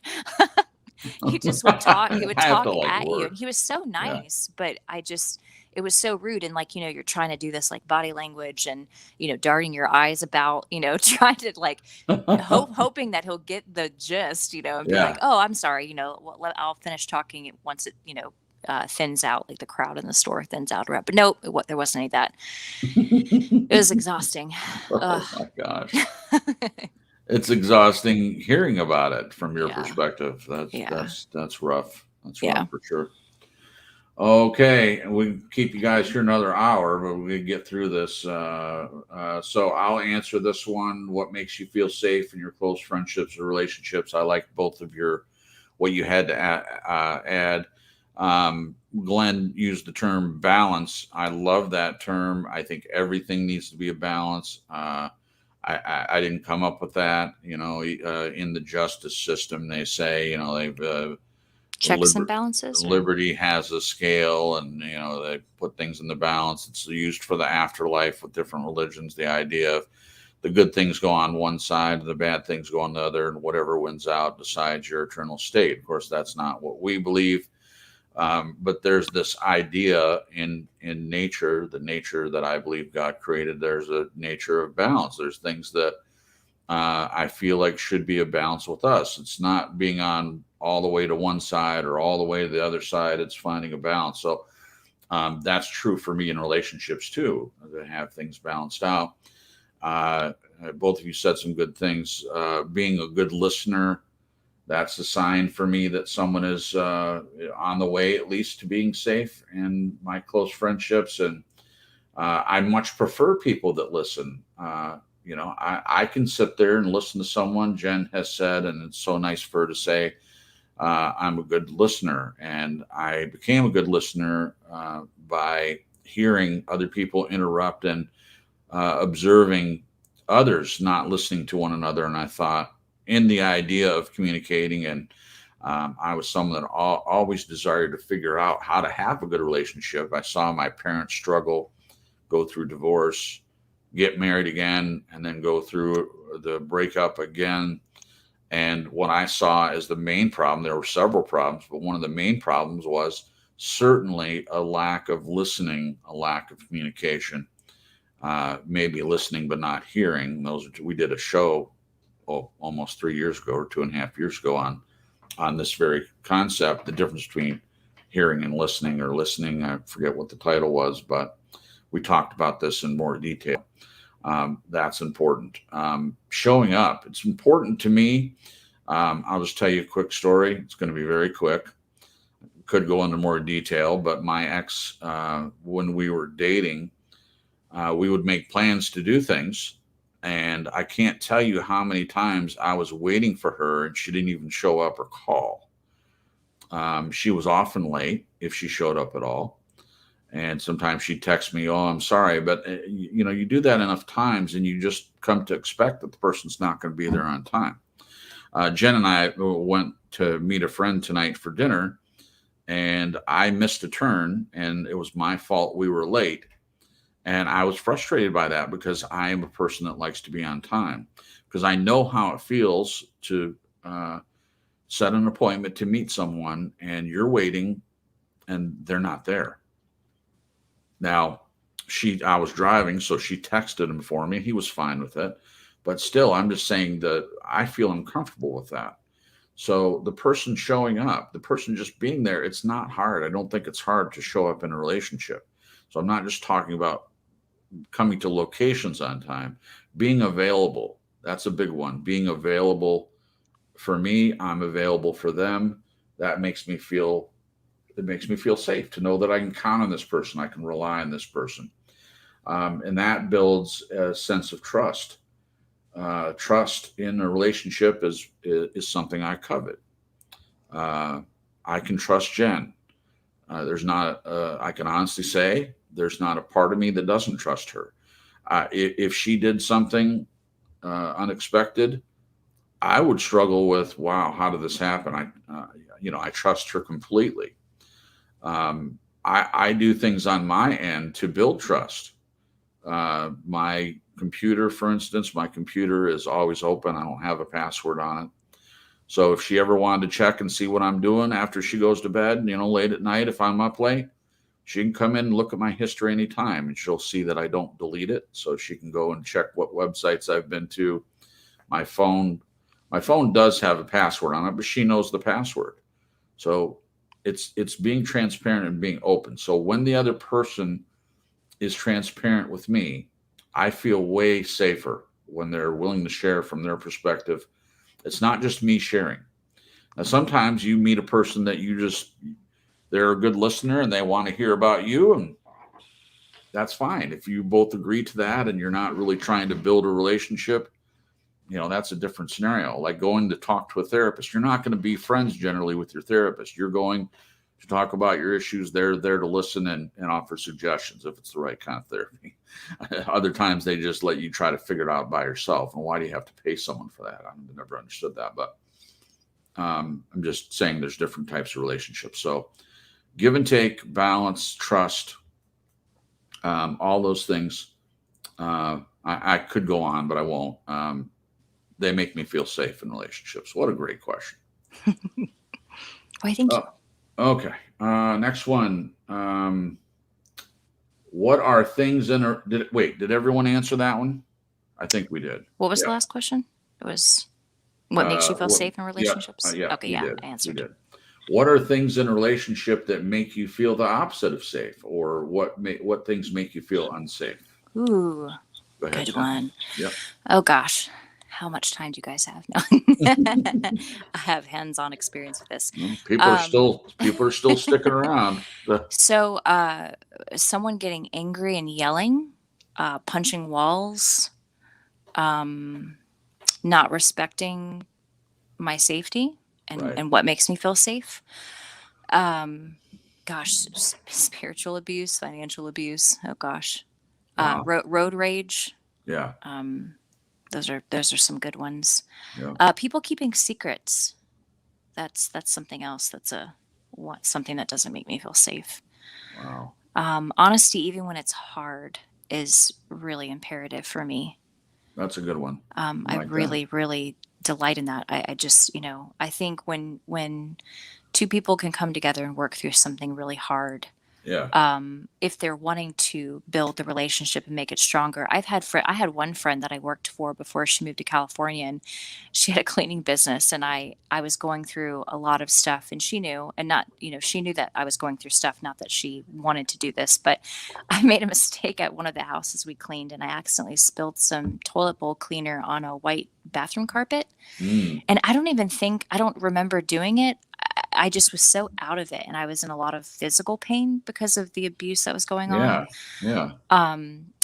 That she had to fire me, and she was crying, I was crying, and I understood, and our we worked through it, and our friendship was stronger because of it. Right.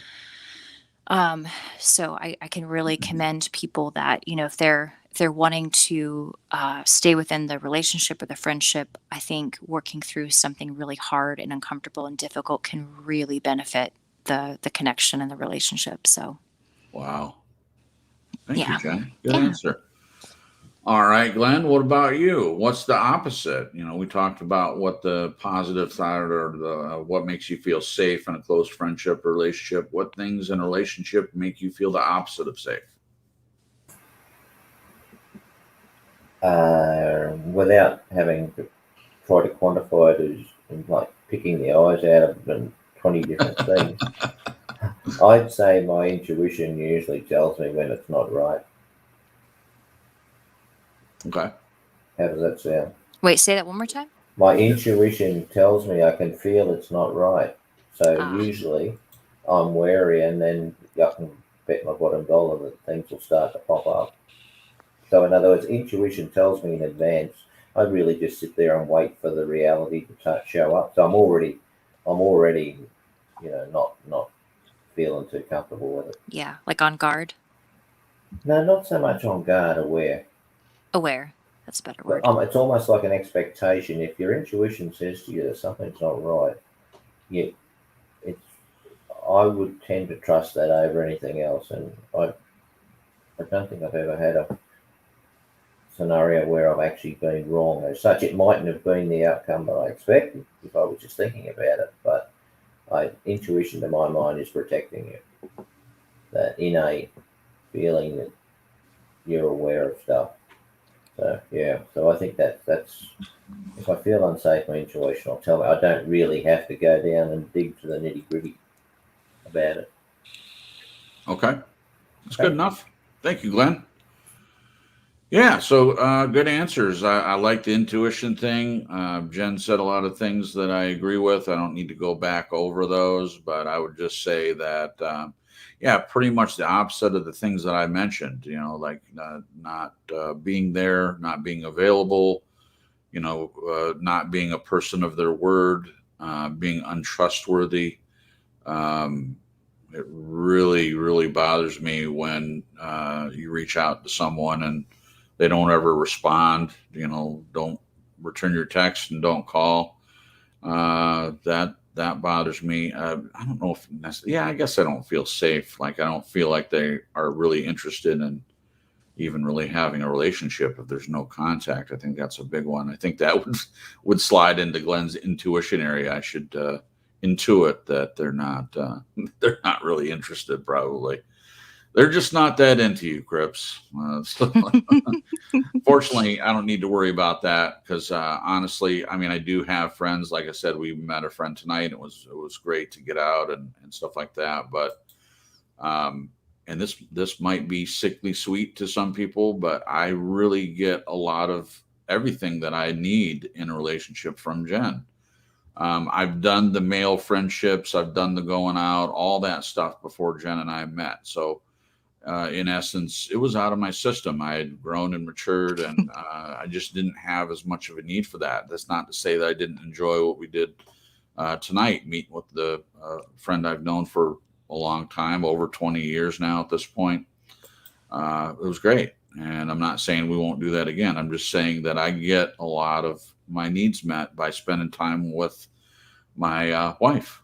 And I'm okay with that. I don't feel a need to have this long list of friends that I do things with all the time. And like I said, I've already done all that. So I don't need to, I don't need that as much as I used to need it. When I was a single person, yeah, I took advantage of that. I'm not really a loner. I can be alone. I'm okay with being alone. I don't get antsy if I'm by myself. But I grew up a people person. I think I've gone through stages of my life where I didn't need to hang around others as much. Anyway, definitely want to get through to the end, but that was a great question. So all the opposites, and I agree with what everyone else said. I just will say just briefly that I think the more practice you get in this area in deciding who's safe and unsafe, you build that intuition that Glenn's referring to.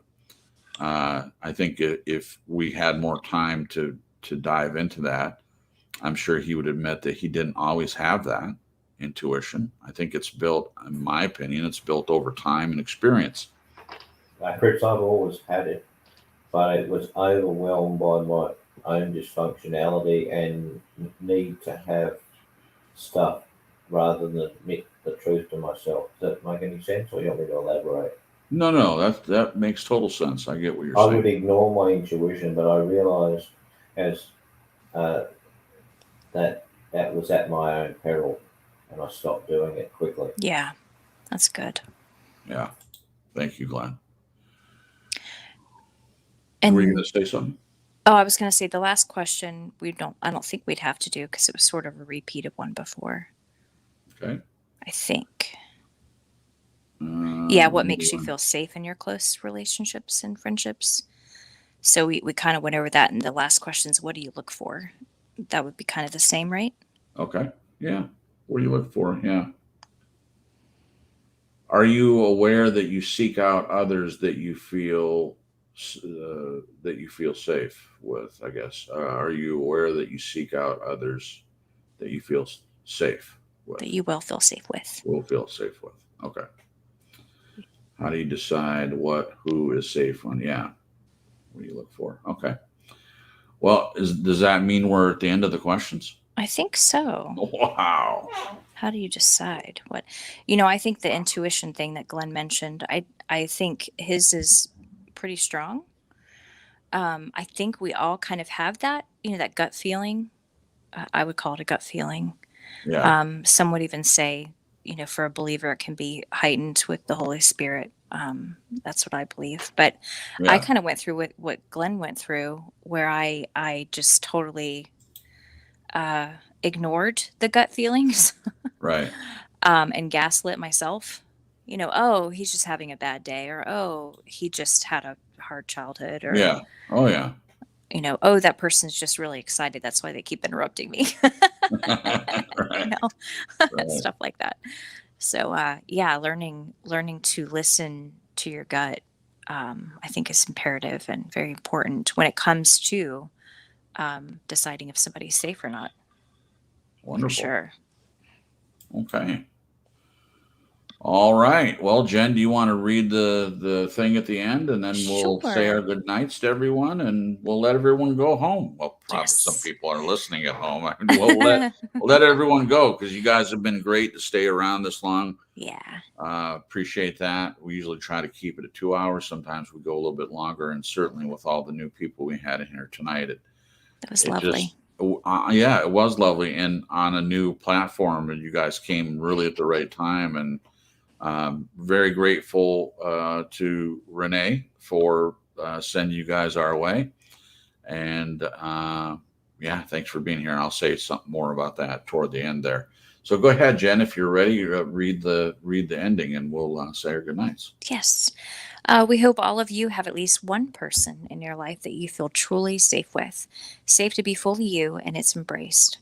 Have an awesome week, you guys. Thanks for joining us tonight for this topic, and we will see you next week.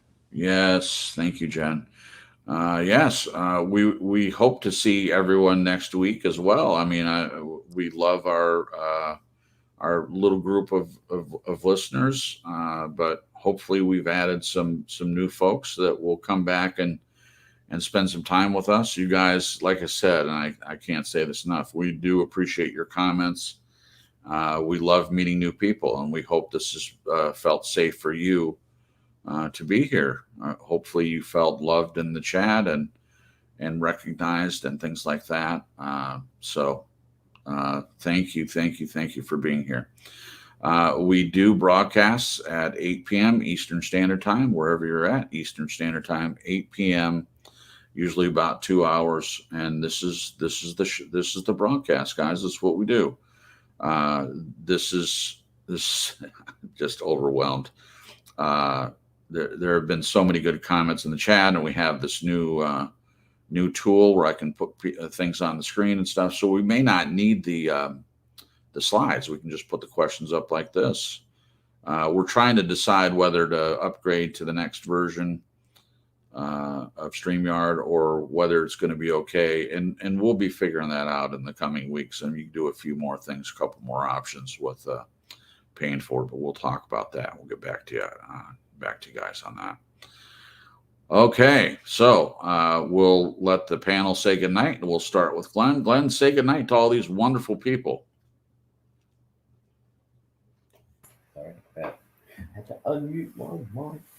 Good night. Oh my goodness, so many people, so many comments. It's just such a difference. Yeah. And Crips is not having to struggle to pad it out. No, I actually had to shut up more because there's so much to work with. Wow. So you hear that, people? That is the biggest blessing that we wish upon anyone, that Crips will shut up. Yeah. So come back next week, please. Save us. Thanks. Great. Good night, all. Oh, Jen, say goodnight to peoples, please. Jen? Hello? Glenn, are you still there? Yeah. Okay. Jen, what happened to Jen? Oh, I think. Jen's, I don't know. Oh, she's gone. Let's see if She's done a runner. Well, I'll say my goodnight. We'll see if she pops back in, and then we'll hear Yeah, goodnight. she might be offended because I told you that we won. I wanted you to shut up, but I don't think so. I think she's bigger No. than No, of course not. that. She's trying to come back in. All right. So, guys, it's lovely to have all you new folks in here. Hopefully you'll count us among your friends and come back again next Sunday night. We would love to have you. There's Jen in the chat. Well, she said good night already. So if she doesn't come back in, that'll be her good night. We'll just give her a couple more minutes. I'm still having fun with putting people's chats in here. That's just great. So Let me in, babe. No, I'm sure that's not me, so it must be for you. what does it say? Let me in, babe. She wants you to give her admission into the. She's not connected. She says it's her mic or camera isn't connected. So if you can message her that. She has to connect her mic somehow. Okay, she's going to try again. This happened once before when she was trying to come in, and then it wasn't allowing me to let her in. I could see her, but it says her mic's not connected. I don't know why that is. Let me see. Okay. Good night to everyone. Again, thank you for being here. Hopefully we'll see some of you guys next week. I would take the time to say goodnight to you individually. I hope you understand that I can't do that or let you guys go. Janet, I understand that Janet put 6666666 Jason in there, and I knew it meant to be explanations. I understand, Janet. Thank you. All right. Well, that's it for us, guys. Please forgive Jen. Jen got booted. She put this in the chat, so there's her. It locked her out. I'm not sure what happened, so we'll figure that out, guys. All right, that's it for us. Hope everyone. Oh, well, there she is. Okay, babe, your camera's on, just so you know. There you go. Hello. I'm sorry about that, guys. Night, Nope. guys. We're figuring it out. Yeah. There's your good night from that beautiful, soft, safe feeling voice of hers. It gave me the boot. Yeah, I gave you the boot. And boots. All right, got boot. This is a great night, guys. Thanks so much. Yeah. Thank you, guys. God bless. All right. Hopefully we'll see you guys next Sunday night at 8 p.m. Eastern Standard Time. Until then, hope everyone is healthy and safe, and see you next week. And thank you for being here. If you listen to the playback, everyone drop a like in there. That lets YouTube know that there are some people actually listening to the broadcast. And if you want to make any comments, please put them and let us know how we can improve. If you enjoyed this broadcast, please let other people know. And that really helps us out. That's all we ask. And if you haven't subscribed already and you would like to come back, just subscribe to you so you get links We send a link out usually on the Saturday before the Sunday broadcast. Sometimes we're a little late or we'll come on Sunday at some point, but we try to get them all out there to you guys so that it reminds you that we're going to be coming on. All right, that's it for us, guys. Until next week, good night and God bless. Thanks for listening.